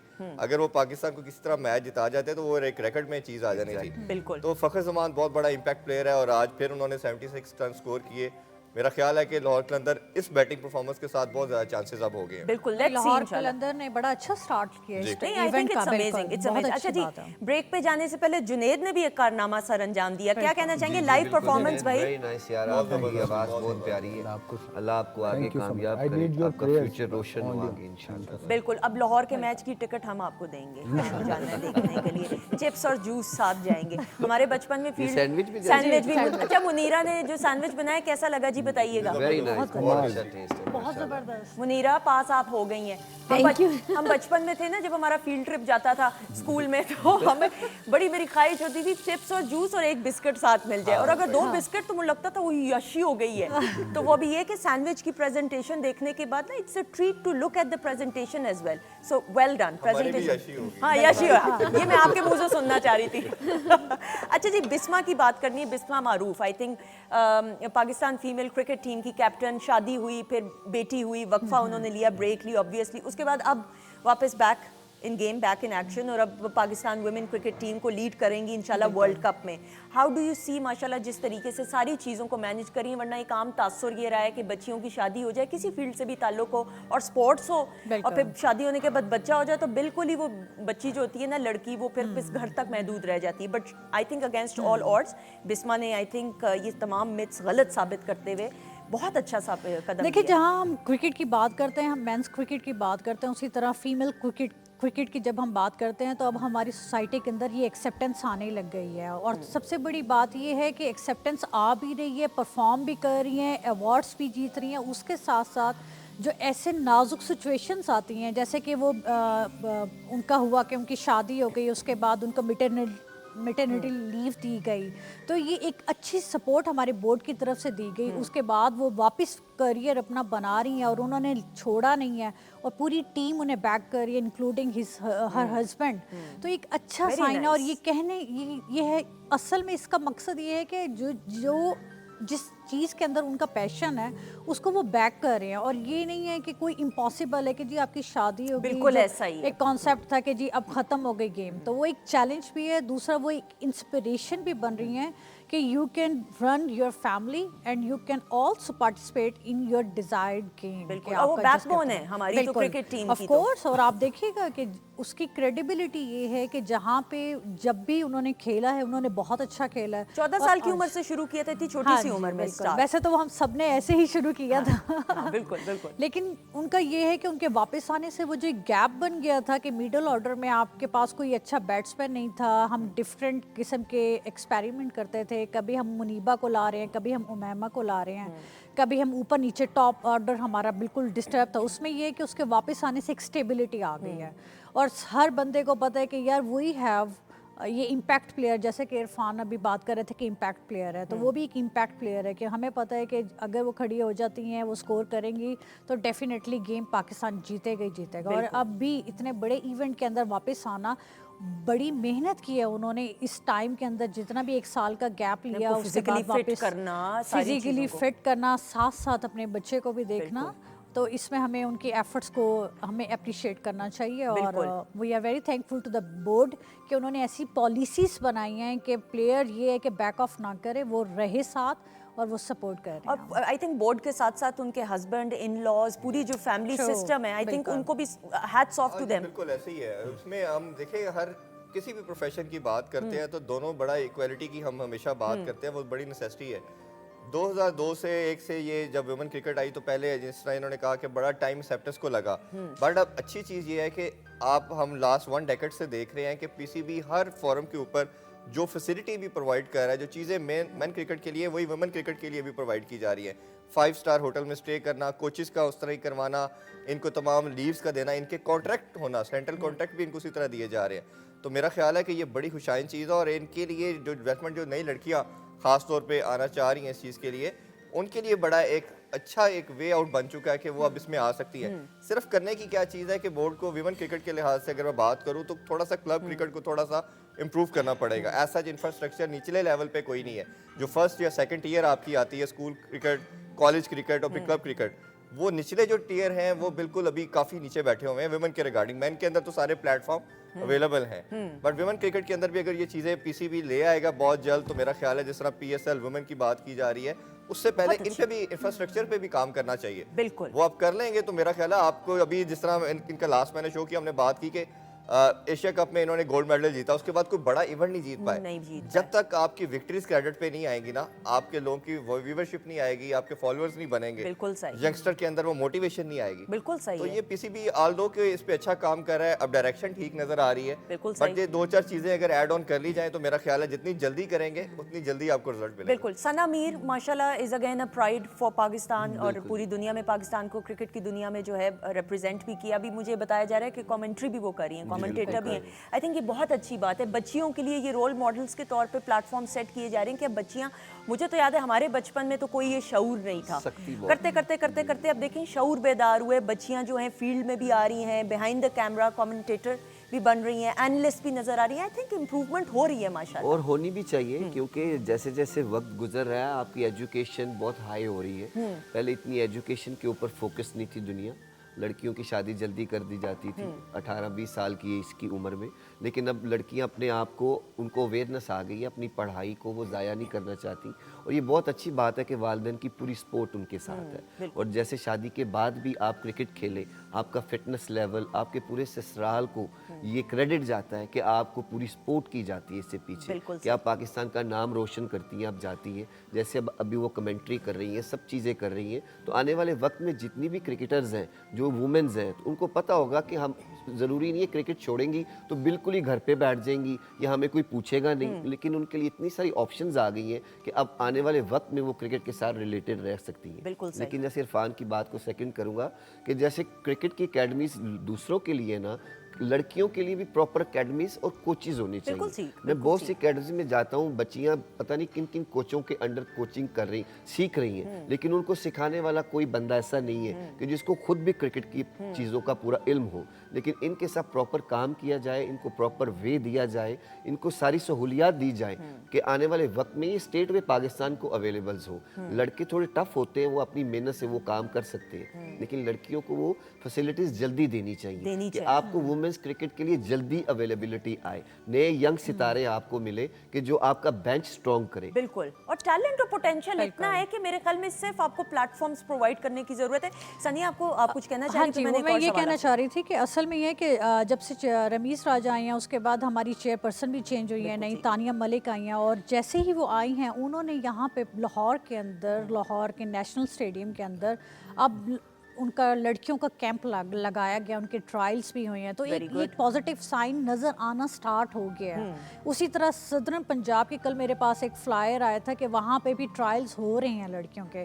तो बात ये कि अगर आपकी लीडरशिप अच्छी हो ना ऊपर से, तो आप फिर नीचे बहुत अच्छी डायरेक्शंस क्लियर रखने वाले अगर लोग आएंगे ना, तो वो ऑटोमेटिकली वो सारी चीज़ें नीचे ट्रांसफ़र होती हैं। कि पहले ये चीज़ें 3 साल से आपका डोमेस्टिक बिल्कुल बंद था, आपके बैंक्स भी बिल्कुल बंद थे, कोई टूर्नामेंट्स नहीं हो रहे थे, लेकिन अब जब 2-3 महीने से हम कंटिन्यूसली ये देख रहे हैं कि जी लड़कियां अब जाती हैं नेशनल एकेडमी में, जाती हैं नेशनल जो कोचेज़ हैं जो हमारे साथ काम कर रहे थे उनकी सुपरविजन के अंदर वो लड़कियों के भी जोन्स बन रहे हैं, लड़कों के बिल्कुल जोन, एसोसिएशंस बना रही हैं। जैसे 6 इन्होंने बनाए हैं मेल्स के, उसी तरीके से फ़िलहाल अब फीमेल्स के भी इसी तरीके से हर जोन के अंदर ट्रायल्स होना स्टार्ट हो गए हैं, जिसमें से वो फिर टीम जो आपकी अच्छी लड़कियां जिनके अंदर पोटेंशियल हैं उनको लेके उनको ट्रेन किया जाएगा। तो मतलब ये स्टार्ट That's a हो good thing, चुका है I think, and the बिल्कुल। change लेकिन should be we are forward. Waiting still, we are waiting for PSL हाँ। लड़कियों की स्टार्ट नहीं, इंशाल्लाह इंशाल्लाह। आप अभी बात कर रही थी ना, तो मैं आपके हाथ की तरफ देखती थी, हाथ आपका काफी खतरनाक किस्म का है, कोई लगाई Actually लुगाई तो ये नहीं है ना- कभी? हाय अल्लाह, और मैं फिर अपना हाथ देखे, मैं कहा नाजुक मासूम सा मेरा हाथ है, मैं तो- देखिए यकीन करें आप बिल्कुल ठीक कह रही हैं। वो तो जब लगाई किसी है से किसी को कि नहीं, ये बताएं।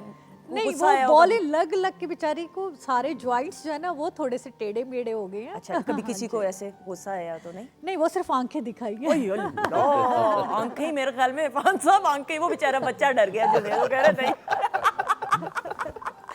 अच्छा, कभी ड्राइविंग आप खुद करती हैं? हाँ जी। चालान वालान हुआ कि नहीं कभी? हाँ जी, एक दफ़ा हुआ था। अच्छा। मैं ड्राइव कर रही थी तो सीट बेल्ट ना जल्दी में पहनी थी, पसीना भी आया हुआ था क्योंकि जाहिर है आप जब आ रहे होते हो फिर बिल्कुल बंदा सही। कहता है कि पीछे होगा तो स्मेल आती है। अब मैं तेज़ी तेज़ी चला रही हूँ, जैसे भी मैं गुजर रही थी ना तो उसी टाइम ही रेड हो गया। आगे मुझे ना ट्रैफिक वाला विजिलेंट बड़ा अच्छा। खड़ा, साइड पे लगाई मैडम गाड़ी। अच्छा, मैं साइड पे लगा दी, किट वगैरह मैंने पहनी हुई थी। अच्छा, साथ ही पहन के? अच्छा, ठीक है, हाँ, बिल्कुल किट ठीक। वगैरह मैंने पहनी हुई थी, ठीक मैं है। वापस जा रही थी तो मैंने विंडो नीचे की। हाँ जी मैडम, अपना ID कार्ड दिखाओ, ड्राइविंग लाइसेंस दिखाएं। तो मैंने कहा सर मुझे ना इमरजेंसी है इस टाइम ना, बड़ा ज़रूरी जाना है क्योंकि ना मुझे इमरजेंसी है। तो आप करती क्या है? मैं, आपका नाम क्या है? मैंने कहा मेरा नाम है सनिया, सनिया खान ना, प्लेयर हूँ मैं। अच्छा, वो सानिया मिर्जा। मैडम आप वो सानिया मिर्जा। फिर मैंने कहा अब मैं इसको दोबारा सारी डिटेल आपने कहा था मेरी भाभी हैं, मेरे भाई की बेगम है, भाभी है मेरी, उस पे भी छूट हो जाती थी। सही कह रही हैं आप। तो मैंने कहा नहीं, मैं खामोशी मेरा सानिया- ख्याल है दिखा के अपना काम निकलवा लिया। मैं काम निकलवा खामोश- हाँ। चले ठीक है मैडम बस हमने वैसे आपको कहा कि अभी सिग्नल रेड हो रहा था तो आप यहाँ से गुजरी। मैंने कहा थैंक यू सो मच। और मैं ऐसा करती नहीं हूँ, आज जरा जल्दी में हो गया, इतना टाइम नहीं था कि ब्रेक लगा सकती मैं। बिल्कुल सही तो है। इसलिए गुजर, कोई मसला नहीं है मैडम, आप जाए, आप हमारे मुल्क का प्राइड है। Very good. नहीं, माशाल्लाह, शुक्र है ये नहीं कहा कि कोई मसला नहीं है मैडम, 10-15 कर लें चलान, कोई मसला नहीं। वैसे ये भी हो सकता है जज्बाती होगी, लेकिन खवातीनों के साथ ये वो ओनरशिप है, ये वो प्यार है, ये वो रिस्पेक्ट है खास तौर पे, और जो दी हम जाती हम है जो हमारे मुल्क हमारे मुल्क में खास तौर पे दी जाती है। जितनी भी बच्चियां हैं, अगर उनमें कोई टैलेंट है स्पोर्ट्स से रिलेटेड, तो प्लीज़ खुदारा उनको घर की हद तक महदूद ना रखें, उनको प्लेटफॉर्म्स प्रोवाइड कीजिए। कोई पता नहीं कि आप ही की बेटी, आप ही की बहन पाकिस्तान की शान बन जाए और पाकिस्तान को इंटरनेशनली रिप्रेजेंट करे, तो सोचिए वो कितना फ़ख्र का लम्हा होगा आप सबके लिए, हमारे लिए। तो प्लीज़ अगर आपकी बेटी में, बहन में कोई पोटेंशियल है स्पोर्ट्स से रिलेटेड, तो ज़रूर मौके फराहम करें। Thank you so much. बहुत शुक्रिया आपका। आपका बहुत बहुत Having शुक्रिया। वक्त का बिल्कुल पता नहीं चला। बिल्कुल, बिल्कुल। 204 हो गया लाहौर कलंदर का स्कोर। Very nice. 206, ओ 2 नंबर कम बताया मैंने। 206 हो चुका है। वेरी दो गुड। नंबर नहीं, 2 स्कोर। 2 स्कोर। अब भाई हम तो, अच्छा आप पकड़े गलतियां मेरी, हम तो सादा जबान में बोलेंगे 2 नंबर कम हो गए, क्योंकि मुझे अपने एग्जाम का वक्त याद आ मैं जाता यही है। कहने लगा मैं एग्जाम नहीं हो रहा, मैच हो रहा है। ये रिजल्ट ग्रेड्स के बारे में आप बात कर रहे ये मैं बचपन से मुझे ना, हाँ, नंबर ही याद आते हैं। मैं कहीं और चली जाऊंगी। Thank you so much Sania. Thank you so much for having me. और जुनेद आप तो ओके है ना, क्योंकि उन्होंने स्पोर्ट्स पे ज़्यादा ज़रा नहीं, किया कोई कि- बात नहीं। आपने ये भी पूरा कहना है घंटा कि चलेंगे अगर इनके किसी साथ। के अंदर म्यूजिक का शौक है तो वो भी आगे लेकर अच्छा, नहीं वैसे स्पोर्ट्समैन के लिए म्यूजिक इज वेरी इंपॉर्टेंट, किसी भी शो पे से आप बिल्कुल। रिलैक्स करने बहुत के अच्छा लिए। लगता हाँ, है, बिल्कुल बिल्कुल। सही। So thank you so much Irfan साहब, thank you so much. Welcome जी, मोस्ट वेलकम। आपका बहुत शुक्रिया, यू हैव इनवाइटेड अस। बहुत शुक्रिया आपका भी। एंड जुनेद हमारे साथ प्रोग्राम में रहेंगे, मुनीरा भी हमारे साथ रहेंगी, लेकिन इस वक्त हम जुनेद आपकी परफॉर्मेंस की तरफ बढ़ेंगे। प्लीज़ आइएगा एंड बहुत सारी क्लैप है ख़वातीनों साथ। इसके बाद हम जाएंगे ब्रेक पे, ब्रेक के बाद वापस आएंगे तो बाकी हमारे मौजूद मेहमान हमें ज्वाइन करेंगे। आ जाइएगा बहुत सी क्लैप में।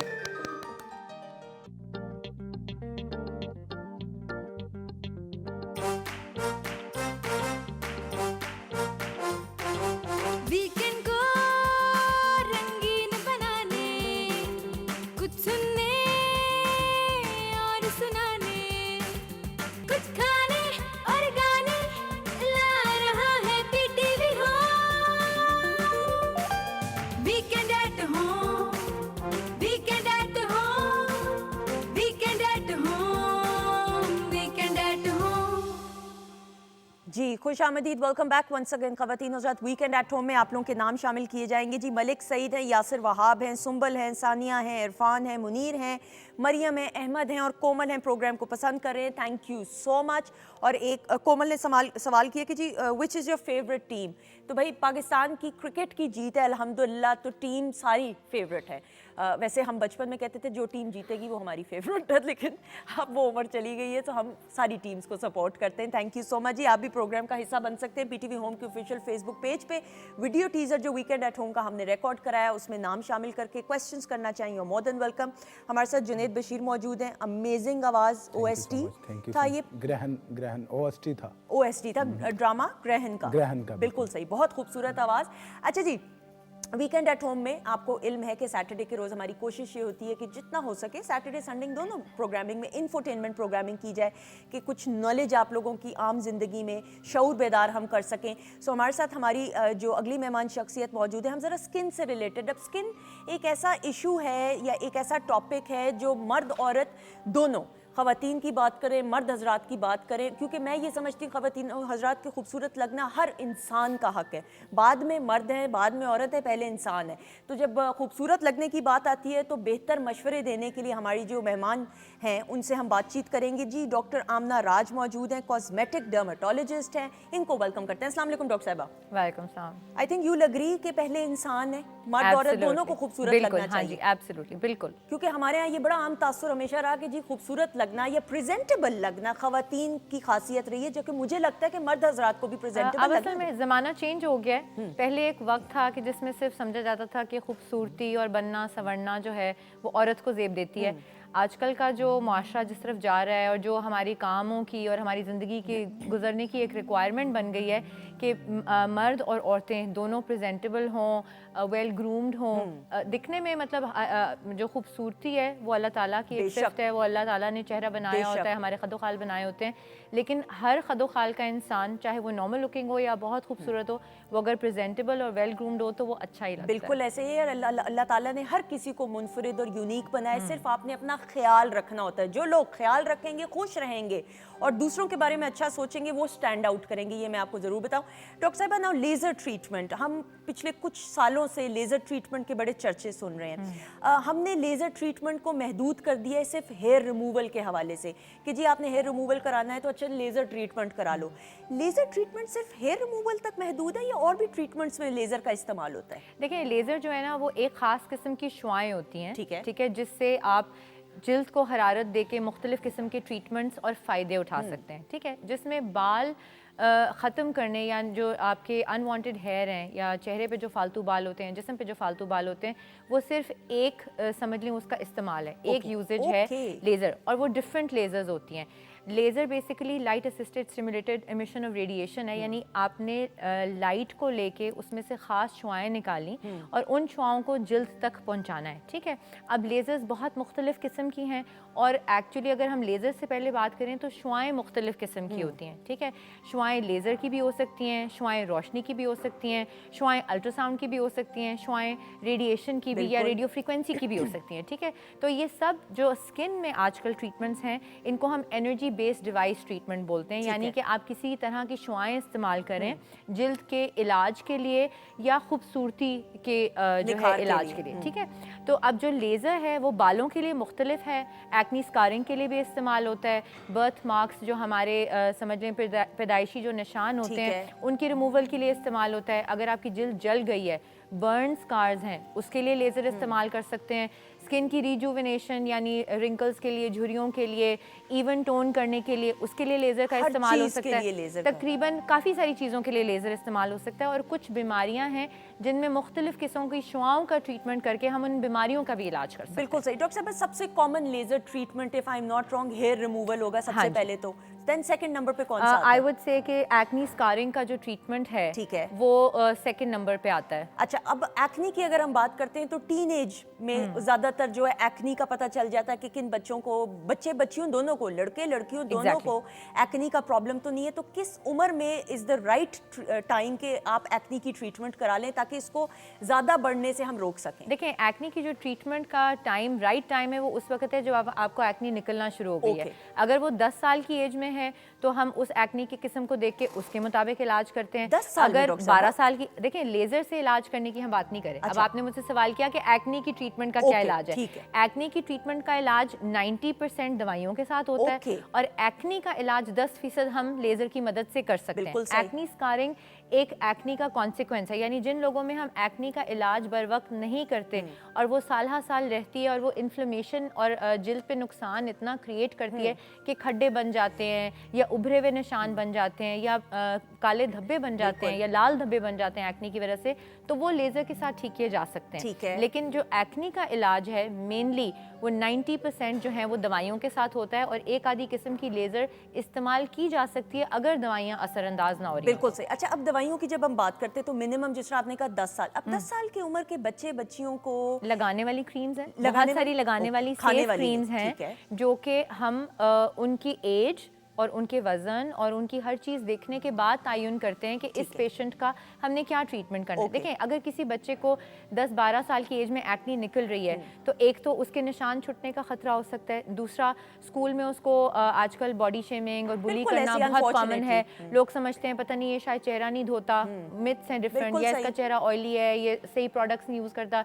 इसकी वजह से इसको एक्नी निकल रही है। तो एक्नी बेसिकली हमारा जो ऑयल बनाने वाले या जिल्द में जो ऑयल ग्लैंड्स हैं वो बेसिकली जब एक्सेसिवली काम कर रहे हो या अपना काम सही तरह ना कर रहे हो तो एक्नी होती है। बिल्कुल ठीक है, बिल्कुल सही। सो इसका मतलब है कि 10 साल की उम्र में भी ये मैंने बच्चे का आपको एक सारा एग्जांपल दी Example है दी, कि बिल्कुल जब ठीक। आपके बच्चे को एक्नी हो रही हो तो प्लीज़ ये ना समझें कि उसको मैदे में गर्मी है, उसको जो है ना बस उसने चेहरा सही तरह से नहीं धोया तो उसको फेस वॉश ला दें।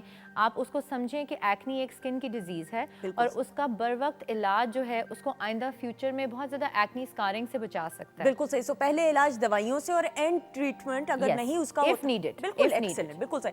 अच्छा जी, हेयर रिमूवल की जब हम बात करते हैं, मुंह के या हाथों के बाल हेयर एक्सेस जो होते जी। हैं उनके रिमूवल की बात करें तो laser treatment I think is the most effective and common treatment. Yes, absolutely. It depends कि कितनी सिटिंग्स चाहिए होंगी ऑन द डेप्थ या जो उसकी हार्डनेस होती है बालों की। हाँ एग्जैक्टली, देखें जो लेज़र है वो इफ़ेक्टिव है आपके काले मोटे बालों के लिए। Okay. ठीक है, जितना मोटा और जितना काला बाल होगा लेज़र ट्रीटमेंट उसके लिए उतनी ज़्यादा इफ़ेक्टिव होगी।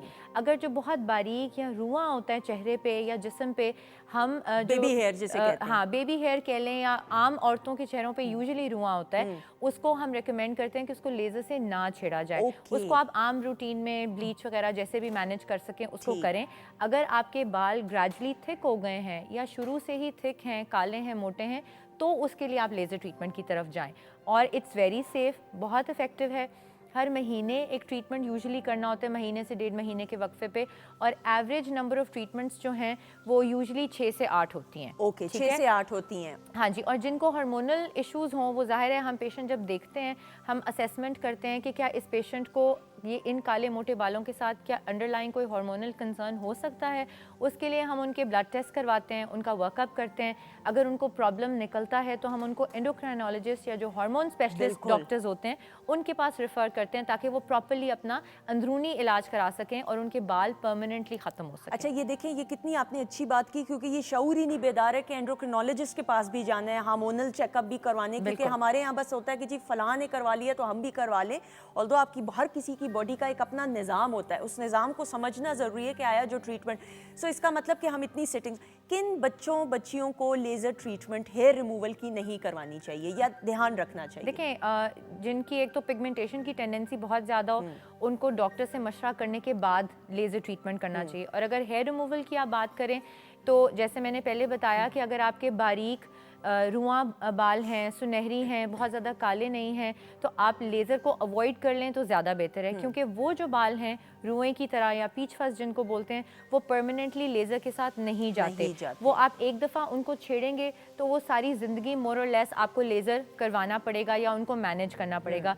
दूसरी एक चीज़ होती है कि अगर आप लेज़र की शुआएँ दें और बहुत बारीक बाल हैं और प्रॉपर करने वाला डॉक्टर ना हो तो एक्चुअली आपकी हेयर ग्रोथ थिक भी हो सकती है। बिल्कुल ऐसा ही, तो बिल्कुल इसलिए इसलिए 99% बारीक बालों में, जो बहुत बारीक बाल हैं, उनमें लेज़र को अवॉइड करना चाहिए। अच्छा डॉक्टर साहब, मैंने अक्सर ये सुना है, then correct me if I am wrong, हर डर्मेटोलॉजिस्ट या कॉस्मेटोलॉजिस्ट का लेज़र ट्रीटमेंट करने का अपना तरीका है। या तो डायरेक्ट आप मशीन लगा लेते हो, या पहले आप कहते हो कि वो जो बाल निकले हुए हैं उनको रेजर भी करो। ये मैंने कहीं जगहों पे देखा। आई एम सॉरी, मैंने सुना हुआ, इसलिए मैं आप इस्लाह मैं कीजिएगा। आपको बता देती हूँ। तो कौन सा असल में, तरीका ठीक है? तरीका डिपेंड करता है मशीन के ऊपर, ठीक है।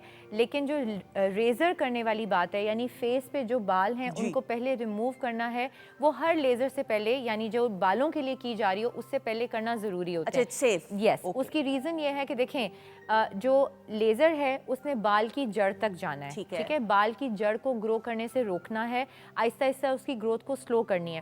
बाल की जड़ स्किन में कोई 3 से 6 मिलीमीटर नीचे होती है, ठीक है। अब स्किन के नीचे लेजर जाएगी तो अगर आपका बाल समझ में स्किन पे ऐसे पड़ा हुआ है तो हीट उसमें से गुजरी है। मैंने आपको बताया जो आपकी शुआएं हैं वो स्किन को टच करेंगी तो वो हरारत यानी हीट बन जाएगी, ठीक है, और वो गर्माइश से आपकी स्किन को बर्न कर सकते हैं। तो अगर ये बाल आपकी जिल्द पे पड़ा हुआ है तो इसका मतलब है कि जब लेज़र की शुआएं इसमें से गुजर रही हैं और वो हीट जनरेट कर रही हैं तो आपकी स्किन पे एक जलती हुई रस्सी पड़ी हुई है, ठीक है, तो वो आपकी बाहर वाली स्किन को बर्न कर सकते हैं। इसलिए हम चाहते हैं कि ऊपर से आप बालों को रिमूव कर लें और जो लेज़र की शुआएं हैं वो सिर्फ जड़ों तक जाएं और आपकी स्किन डैमेज ना हो, ठीक है। तो एक तो बाल रिमूव करना 99.9% नेसेसरी होते हैं। बिल्कुल ठीक। दूसरी बात यह है कि अब हम कूलिंग डिवाइस कोई ना कोई यूज़ करते हैं, यानी ठंडा करने का तरीका। उसमें 2-3 क्योंकि मुख्तलिफ लेज़र्स हैं, डिफरेंट वेवलेंथ्स की लेज़र्स होती हैं जो बालों की रिमूवल के लिए भी यूज़ होती हैं। उसमें जिस तरह की लेज़र है, जिसकी जो मशीन है, उसके मुताबिक वो डॉक्टर वो तरीका इस्तेमाल करेगा। मेरे पास तकरीबन लेज़र हेयर रिमूवल की ही 8 डिफरेंट किस्म की वेवलेंथ की मशीन्स हैं। तो मैं मशीन के मुताबिक, किसी में मैं कूलिंग जेल इस्तेमाल करूंगी, किसी में मैं कूलिंग जेल इस्तेमाल नहीं करूंगी जो जैसे जेल यूज़ करते हैं, किसी में मैं सिर्फ ठंडी एयर यूज़ करती हूँ, किसी में मैं जेल भी नहीं यूज़ करती, ठंडी एयर भी नहीं यूज़ करती, क्योंकि मशीन में इनबिल्ट चिलिंग सिस्टम होता है। तो हर डॉक्टर का एक्चुअली अपना तरीका नहीं होता, वो अपनी मशीन के मुताबिक जो उसकी ट्रेनिंग होती है और जो मशीन के मुताबिक हमने काम करना होता है, हम उन इंस्ट्रक्शंस को फॉलो कर रहे होते हैं। बिल्कुल सही। One last question before we wind up the segment. Doctor साहब, हमारी बच्चियों में शऊर बेदार हुआ है, which is a very good thing, कि प्रेजेंटेबल लगना है, वेल ग्रूम्ड लगना है, जो कि मैं समझती हूँ बहुत अच्छी बात है, और ये शऊर आहिस्ता आहिस्ता बेदार हुआ। लेकिन अब ये मुकाबला करना कि जी हर किस्म की ट्रीटमेंट करानी है और अच्छा खासा चेहरा अल्लाह ताला ने दिया है, अच्छा खासा कॉम्प्लेक्शन है, कि कॉम्प्लेक्स का शिकार हो के अच्छी खासी शक्ल को आप बिगाड़ लो, उन बच्चियों को आप क्या पैगाम देना चाहेंगी? क्योंकि कुछ ट्रीटमेंट्स तो ऐसी हैं कि स्कार्स हैं, मोल्स हैं, चले उनकी तो रिमूवल करनी है, कोई मसला है, हेयर आपके ज़्यादा है मुंह पे, वो भी करना है, कुछ नेसेसरी ट्रीटमेंट्स हैं, कुछ ऐसी हैं जो मुझे लगता है अननेसेसरी ट्रीटमेंट्स हैं, जो दूसरों की देखा देखी कंपटीशन में किया जाता है। उन बच्चियों को जो बिला वजह ट्रीटमेंट्स करवा रही हैं और अपने चेहरे को बर्बाद कर रही हैं, उम्र से डबल लग रही हैं, उनको क्या पैगाम देना चाहेंगे? देखिए, मोस्टली जो ट्रीटमेंट्स कॉमनली की जा रही होती हैं, ज़्यादा कॉमन है, जैसे यंग गर्ल्स और बॉयज़ में आजकल वो हाइड्रा फेशियल और माइक्रोडर्माब्रेशन या ग्लो फेशियल्स होते हैं, नैनो नीडलिंग की ट्रीटमेंट्स, ये सबसे ज़्यादा कॉमन है आजकल। और ये वो ट्रीटमेंट्स हैं जो ऑनेस्टली फेशियल्स की रिप्लेसमेंट्स हैं, ठीक है। इंस्टेड कि आप पार्लर पे जा रहे हैं और आप किसी अनट्रेंड या उतने ज़्यादा समझ लें वेल एजुकेटेड जो स्किन को नहीं समझता, उस बंदे से कोई स्किन का ट्रीटमेंट करवा रहे हैं, उससे बहुत बेहतर है कि आप प्रॉपर डर्मेटोलॉजिस्ट के पास जाके, और आपको जो कंसर्न है, फ़र्ज़ करें अगर मेरे पास कोई बच्ची आती है कहती है मैं सिर्फ फ्रेश लगना चाहती हूँ, मैं उसे कहूँगी सन ब्लॉक लगा लो, मॉइस्चराइज कर लो, और उसके बाद अगर कोई ट्रीटमेंट करना ही है तो अगर तुम फेशियल नहीं कराती तो तुम हाइड्रा फेशियल कर सकती हो या माइक्रोडर्माब्रेशन कर सकती हो। अननेसेसरी ट्रीटमेंट्स को हम भी उतना ही डिस्करेज करते हैं जितनी की ज़रूरत होती है, लेकिन अच्छा ट्रीटमेंट कर लेने में, जैसे जो सेफ़ हैं, जो मेडिकेटेड फेशियल्स हैं, उनके करने में कोई हर्ज नहीं है। जो स्किन टाइटनिंग ट्रीटमेंट्स हैं जो कि एज के साथ साथ करनी चाहिए, उनको तो हम भी रेकमेंड नहीं करते कि अननेसेसरी जो है वो कोई ट्रीटमेंट कराया जा रहा है। बिल्कुल सही। मुझे याद है बचपन में नानो कहा करती थी कि अननेसेसरी मुंह को ना देखो, शीशे के आगे ना खड़ी हो, और अननेसेसरी मुंह को पे क्रीमें भी लगाने की ज़रूरत नहीं है। वो तब तो समझ नहीं आती थी, अब जाके समझ आती है कि जितना मुंह को छेड़ेंगे स्किन ख़राब होती है। तो डोंट टच इट, फजूल में आप ज़्यादा ट्रीटमेंट्स ना करें। वो जो क्रीमें मिक्स करके गोरा करने का एक हमारा आम स्टेरॉइड्स हैं, वो आपके प्लेटफॉर्म को यूज़ करके, अगेन उसमें बेसिकली लाइटनिंग एजेंट भी है और बहुत स्ट्रॉन्ग स्टेरॉइड क्रीम हम उसमें मिक्स करते हैं। वो जो 3 क्रीमों का जो मिक्सचर होता है, जो स्टेरॉइड क्रीम है वो आपके फेस पे लगेगी तो आपकी जिल्द पतली हो जाएगी, उसका कलर वक्ती तौर पे कम होगा, लेकिन वहाँ पे आपको छाइयाँ आ सकती हैं। ऐसा ही है, बिल्कुल ऐसा ही आपके है। फेस के बाल मोटे हो सकते हैं, आपके चेहरे पे दाने निकल सकते हैं, आपके फेस पे टेलांजिक्टेसियाज या बारीक रगें जो हैं रेडनेस के साथ आ सकती हैं। तो आप अपनी स्किन को बहुत ज़्यादा तबाह कर सकते हैं अगर आप उन मिक्स क्रीम्स को यूज़ और करेंगे। जो बुरा आप सोच सकते हैं ना स्किन की बीमारी, अल्लाह माफ कर दे, वो सारा बुरा अल्लाह माफ कर दे, अल्लाह ना करे, हो सकता है। तो प्लीज खुदारा ये घर में बैठ के खुद एक्सपेरिमेंट्स ना करें, प्रोफेशनल डॉक्टर के पास जाएं, डर्मेटोलॉजिस्ट के पास जाएं, कॉस्मेटोलॉजिस्ट के पास जाएं। Thank you so much doctor साहिबा, it was a pleasure having you, I You're learn welcome, so जी। Much, thank you so You're much welcome, जी, you're बहुत most शुक्रिया। और ट्रीट के तौर पे आपको जुनैद की आवाज में खूबसूरत सा गाना सुनाएंगे, क्या सुनाएंगे जी? अज लथा नहीं अखियां दा चाह। नुसरत फतेह अली खान जी, साहब जी, को उनका- ट्रिब्यूट पेश उनका- करते हुए हाँ। आ जाइएगा बहुत सारी क्लैप में।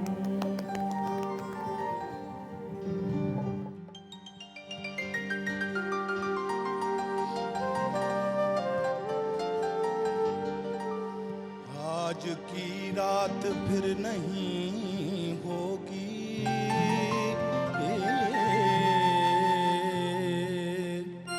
आज की रात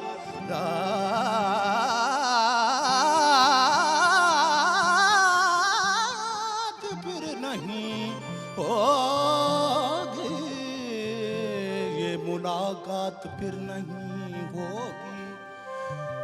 ऐसे बादल तो फिर भी आएंगे, ऐसी बरसात फिर नहीं होगी। एक नजर मुड़ के देखने वाले, क्या ये खैरात फिर नहीं होगी। अज लथा नहीं अखियां दा जा, अज लथा नहीं अखियां दा जा, तू थोड़ी देर होर ठहर जा। अज लथा नहीं अखियां दा जा, तू थोड़ी देर होर ठहर जा। अज लथा नहीं दारी दा बामा बामा बामा रे मारे, दारी दा बामा बामा बामा रे मारे, दारी दारी दारी दारी दारी दारी दारी दारी दारी दा मारा मामा बामा रे मारे, दारे नी दारी दारे नी दारे नी दारी दा। अज लथा नहीं अखियां दा जा, तू थोड़ी देर होर ठहर जा। अज लथा नहीं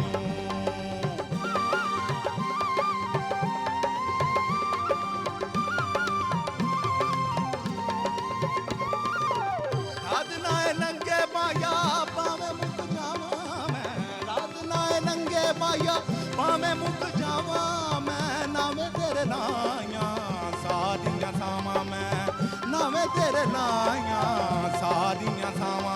ढोला एक बारी मेरी मन जा, ढोला एक बारी मेरी मन जा, तू थोड़ी देर और ठहर जा। अज लथा नहीं अखियां दा जा, तू थोड़ी देर होर ठहर जा। अज लथा नहीं दारे रे दन दन दन दन दन दन दन दन दन दन दन दन रे रे दारी रे रे दारी रे दारी दारी दारी दारी दारी रे रे दारी दारी दारी गो सारी दारी रे रे दारी दा बा मा मा गा मा गा रे पा मा गा रे गा रे दारे रे दारी दारी दा पा दा सा दा दा पा दा सा दा दा पा दा। अज लथा नहीं अखियां दा जा, तू थोड़ी देर होर ठहर जा। अज लथा नहीं अज लथा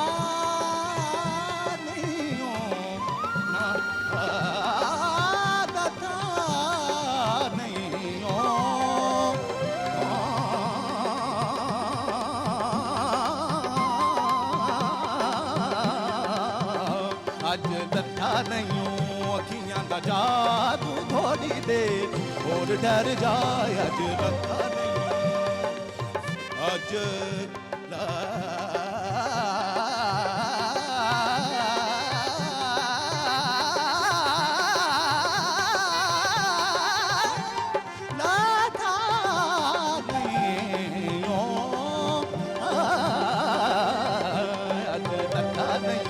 अखियां दा जा, तू थोड़ी देर होर डर जा।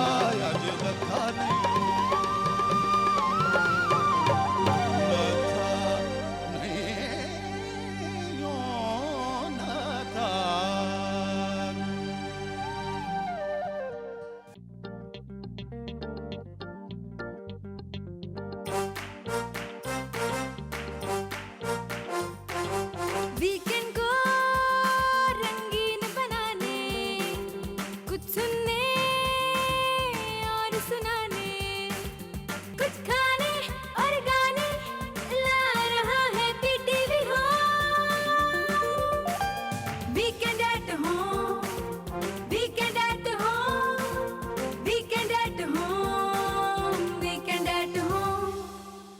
खुश आमदीद, वेलकम बैक वंस अगेन। ख़वातीन हज़रात, किचन के सेगमेंट में मैं भी काम करवाती हूँ, ऐसी बात नहीं मुनीरा, आप कोई मुझे नहीं कहती हैं कि मैं काम करवा रही हूँ। बहुत काम करवाती हैं और साथ मोटिवेट भी बहुत करती हैं। अच्छा, मैंने कहा कह रही साथ मोटी भी हो रही है। नहीं, मेरे को motivate लगा बहुत यही करती है, है। लगा है ना आपको सबको, मुझे भी लगा है। नहीं। मैं बहुत कॉन्शियस हूँ, मैं बड़ी कोशिश करती हूँ डाइटिंग की, लेकिन ये पराठा बड़ा मजे का। अच्छा, ये अभी मुनीरा ने ये जरा दिखाइएगा शॉट, बहुत मजे की कोयले की वो जो खुशबू होती है ना, लगता है टिक्के कबाब, और ये वाकई में टिक्के बने। जरा बताएं क्या बना। ये मैंने तंदूरी बोटी बनाई है, Okay. आप इसको घर में भी खुद से बना सकते हैं और स्मोक का फ्लेवर दे जैसे कि मैंने, लेकिन फॉइल पेपर के अंदर रख के, ठीक है। ऐसे नहीं देना। Okay. साथ में ये मैंने सैंडविचेस बनाए जिसमें मैंने थोड़े से मशरूम्स चॉप करके, साथ में कैरेट चॉप करके वो इसमें ऐड की है ताकि बच्चे बड़े शौक से खाते हैं। साथ में नगेट्स बनाए हैं, और साथ में मैंने नगेट्स बनाए हैं खाली दाल के, ताकि जो चिकन नहीं खाना पसंद करते हैं वो दाल के साथ भी बिल्कुल बना सही। सकते हैं। साथ में फ्राइज हैं, साथ में कबाब बनाया, और साथ में ये जो मैंने पराठा बनाया है इसको मैंने बनाया है इसका रोल बनाने के लिए, ताकि पराठे के साथ आप रोल भी बना सकते हैं। Very good. ये आप इसकी तो ये present- वेरिएशंस हैं ये सारी। प्रेजेंटेशन देख लीजिएगा, बहुत अच्छी है। ये बच्चे बड़े खा सकते हैं और इसमें एनर्जी भी है, ताकत भी है, और आराम से मजे का मजा भी। वेरी गुड जी। Thank you so और much. आपकी प्रेजेंटेशन आखिर में भी दिखाई जाएगी। ये नगेट्स की भी बहुत अच्छी है। Thank you. नैयर आपा मेरा वेट कर रही हैं, तो मुनीरा उनको वेट नहीं हमने कराना। अस्सलाम वालेकुम नैयर आपा, हाँ कैसी जी, हैं आप? वालेकुम अस्सलाम, अल्हम्दुलिल्लाह बिल्कुल ठीक। बहुत शुक्र अरसे है बाद अल्लाह नैयर आपा से मुलाकात हो रही है, और मज़े की बात है ख़वातीन हज़रात, नैयर आपा को देखते साथ ही सिर्फ जहन में आता है कि जी नैयर आपा फलां चीज़ के हल क्या हो सकता है, फलां चीज़ का क्या हल हो सकता हाँ है, जी। क्योंकि बताती इतनी उम्दगी के साथ है। अच्छा जी नैयर आपा, सर्दियाँ हाँ जी। अभी जाने का नाम नहीं ले रही। जी, मुझे तो जी। लग रहा है 1.5 महीना रुकेंगी सर्दियाँ। हाँ जी। लेकिन सर्दी में अमूमन एक चीज़ जो मुझे लगता है कि जिस तरह हम कहते हैं ना सर्दियों की सौगात है, हाँ ड्राई जी। फ्रूट्स, ड्राइनेस भी जो है ना सर्दियों में हाँ हर जी। दूसरे तीसरे शख्स को होती है। हाँ जी बिल्कुल। अच्छा, ड्राइनेस क्या कोई खास बीमारी आप अल्लाह ना करे इसको कह सकते हैं, कोई प्रॉब्लम कह सकते हैं, या हर शख्स को ये होती ही होती है? जी बहुत अच्छा क्वेश्चन किया आपने सर्दियों के हवाले से।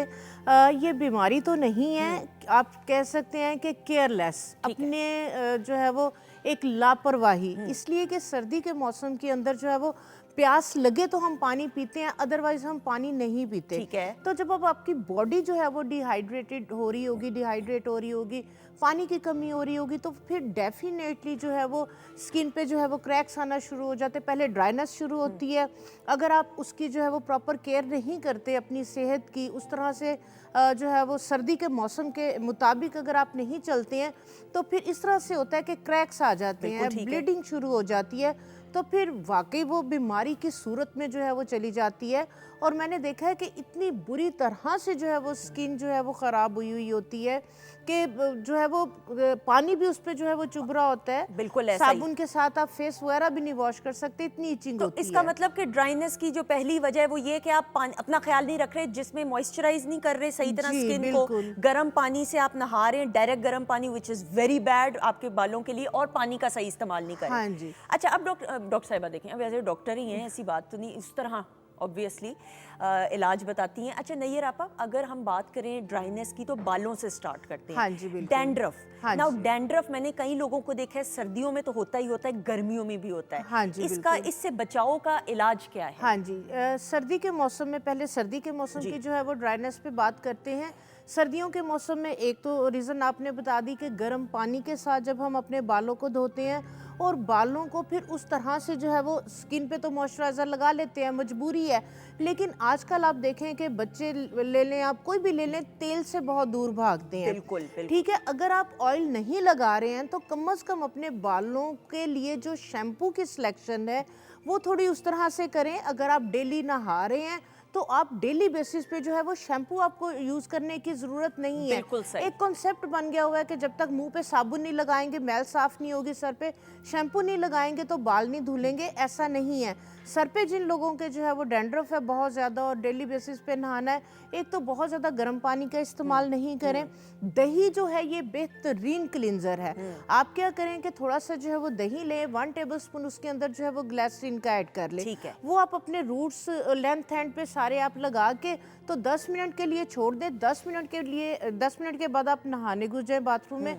आपने उसी को हल्का सा पानी, कोशिश करें कि थोड़ा सा पानी की ठंडक को खत्म कर लें। नीम गर्म हो, नीम हल्का गर्म, सा, ठीक हाँ है, जी। बिल्कुल आपने बहुत ज़्यादा गर्म पानी जो है वो यूज़ नहीं करना। आपने यही जो दही और ग्लिसरीन की पेस्ट है, हल्का सा पानी डाल के आप जो है वो अपने टिप्स के साथ जो है वो मसाज करें, आपकी बहुत अच्छी जो है वो डीप क्लिनजिंग हो जाएगी। आपके बालों से मैल वगैरह सारा जो सीबम है अगर बालों के अंदर, अदरवाइज तो सर्दियों में सीबम आता नहीं, यानी कि स्वेटिंग नहीं होती, पसीना नहीं आता, तो ये बेहतरीन आपका शैम्पू है।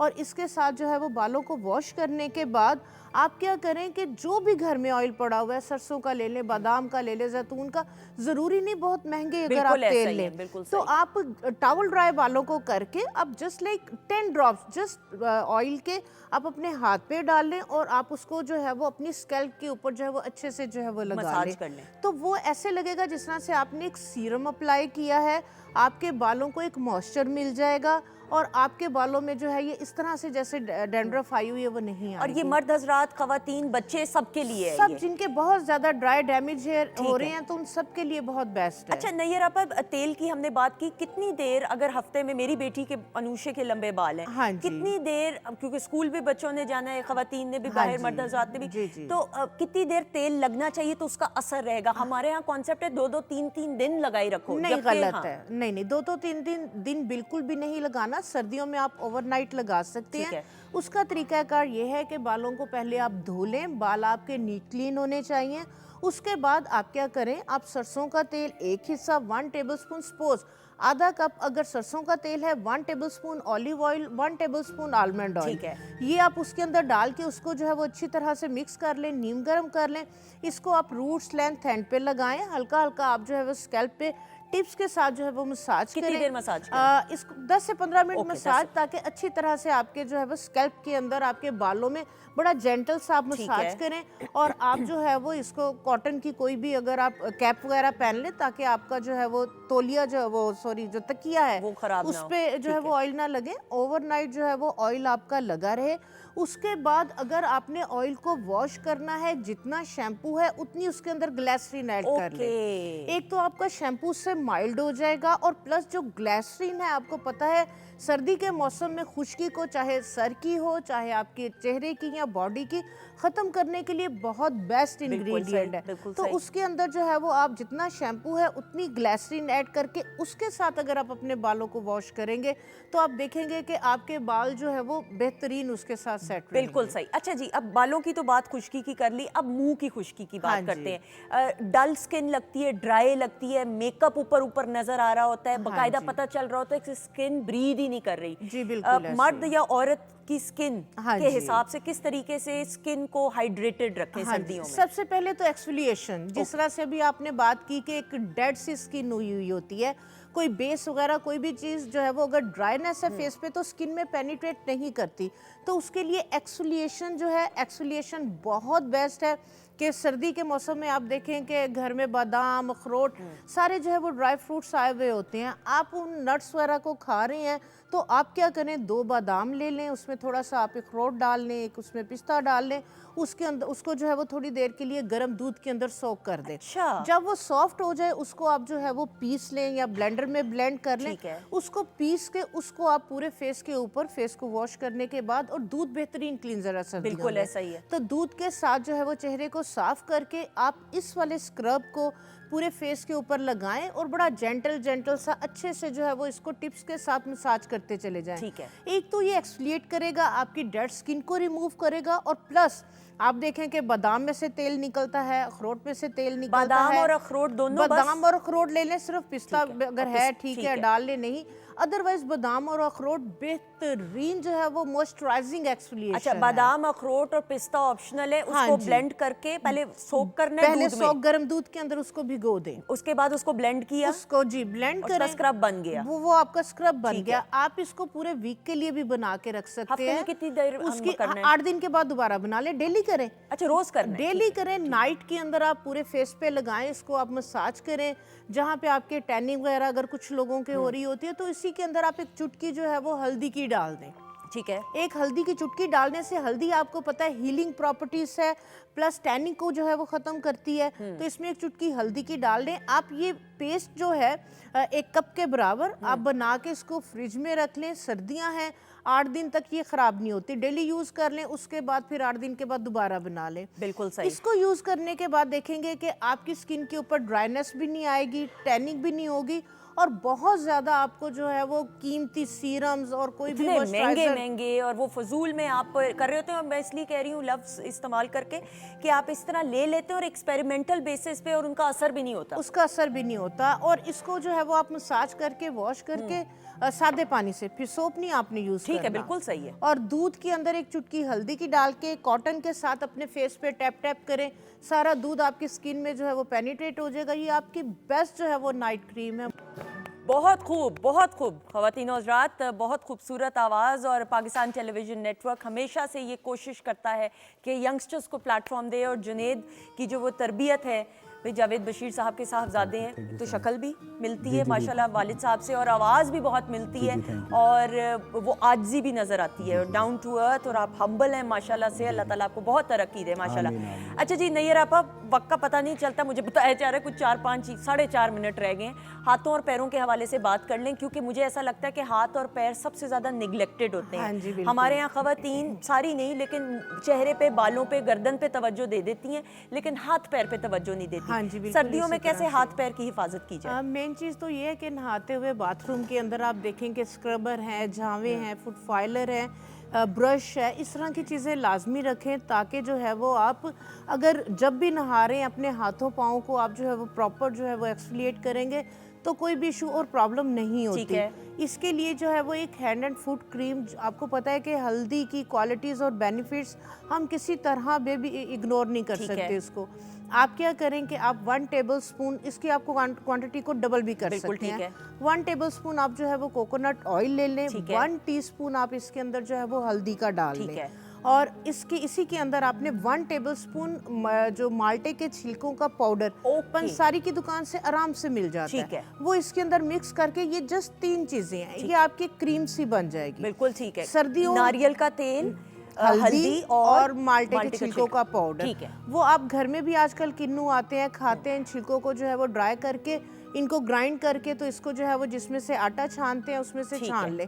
ये आपका बहुत ज़बरदस्त जो है वो मॉइस्चराइजिंग हाथों और पाँव के लिए एक स्क्रब बन जाएगा। ओके। तो आप जैसे रात में फारिग हुए, आप थोड़ी सी ये वाली क्रीम ले, इसको आप अच्छे से अपने हाथों पे, नकल्स पे, आपकी जो कोहनियाँ होती हैं, जॉइंट्स होते हैं, पाँव जिन लोगों के ब्लैक हैं, इसको लगा के अच्छी तरह से आप मसाज करें। ठीक है। ये आपकी स्किन को एक्सफोलिएट भी कर देगा, मॉइस्चराइज भी करेगा, और प्लस आपकी जो है वो डेड स्किन भी इसके साथ रिमूव हो जाएगी, और टैनिंग भी खत्म हो जाएगी। बिल्कुल ठीक है। और इससे फटी एड़ियां भी खत्म हो जाएंगी। और रोज करना है ये रोज करते रोज रहना कर सकते हैं। कोई भी इसमें ऐसी चीज नहीं है कि जो आपको नुकसान दे रही ठीक है। नहीं आप सनस्क्रीन कुदरती कोई ऐसा है कुछ जो हम लगा सकें, बजाय इसके कि हम इतने प्रोडक्ट्स की तरफ महंगे जाते हैं, हम फॉरेन जी। कंपनीज के लेते हैं, तो थोड़ा सा बता दीजिएगा। कॉम्पैक्ट पाउडर जो आप अपने मेकअप के अंदर फेस पाउडर यूज करते हैं, उसके मेन इंग्रेडिएंट है जिंक ऑक्साइड और टाइटेनियम डाइऑक्साइड, जो कि आपके सन ब्लॉक के अंदर डलते हैं, जो शेल्टर देते हैं आपको यूवी लाइट से। तो सिंपल आप अपने फेस को जो है वो वॉश करके, आगे जैसे गर्मियां हैं, कोई भी आप वैनिशिंग क्रीम, क्योंकि गर्मियों में आप मॉइस्चराइजिंग ऑयल बेस्ड क्रीम नहीं लगा सकते, आप कोई भी वैनिशिंग क्रीम लगा के हल्का सा आप अपनी स्किन टोन के साथ मिलता हुआ कॉम्पैक्ट पाउडर आप लगा ले, बेहतरीन आपका एक तो सन ब्लॉक है, ठीक है। और दूसरा जो है वो एक बड़ी अच्छी फिनिशिंग जो है वो आपके फेस पे लुक आ सही। जाती ये है। देखें कितने आजमूदा और सस्ता टोटका। ये मर्द हजरात भी फिर कॉम्पैक्ट बिल्कुल पाउडर मर्द कोई हजरात बरसा भी नहीं होगा। कोई नुकसान नहीं है ठीक इसका, है। लेकिन यह है कि रात में चेहरे को लाजमी बगैर फेस को वॉश किए ना सोएं। हाँ। क्योंकि जाहिर सी बात है कि पोर्स के अंदर आपके जो है वो वो ब्लॉक डस्ट हो जाता वगैरह है। और वो ब्लॉक, तो चेहरा रात में जो है वो लाजमी जो है वो डीप बिल्कुल। रात को वैसे भी सोने से पहले चेहरा साफ करना चाहिए, ताकि आपको कोई जो जमा हुई हुई है डस्ट वगैरह वो खत्म हो जाए। Thank you so much Nayyar आपा, बहुत शुक्रिया आपका। और इंशाल्लाह फिर आपको भी जहमत देंगे। और Junaid thank you so much, आपका बहुत बहुत शुक्रिया। आपका भी बहुत शुक्रिया। जीते रहें, खुश रहें। आमीन। थैंक यू मुनीरा, आप तो वीकेंड एट होम का हिस्सा हैं। बहुत शुक्रिया। बहुत लेविश बफे मेन्यू लग रहा है, अभी थोड़ी देर में आपके पास आने वाले हैं। ख़वातीनों से आपका बहुत बहुत शुक्रिया। इंशाल्लाह आपसे कल मुलाकात होगी। अपना बहुत सारा ख्याल रखिएगा। खुदा हाफिज़।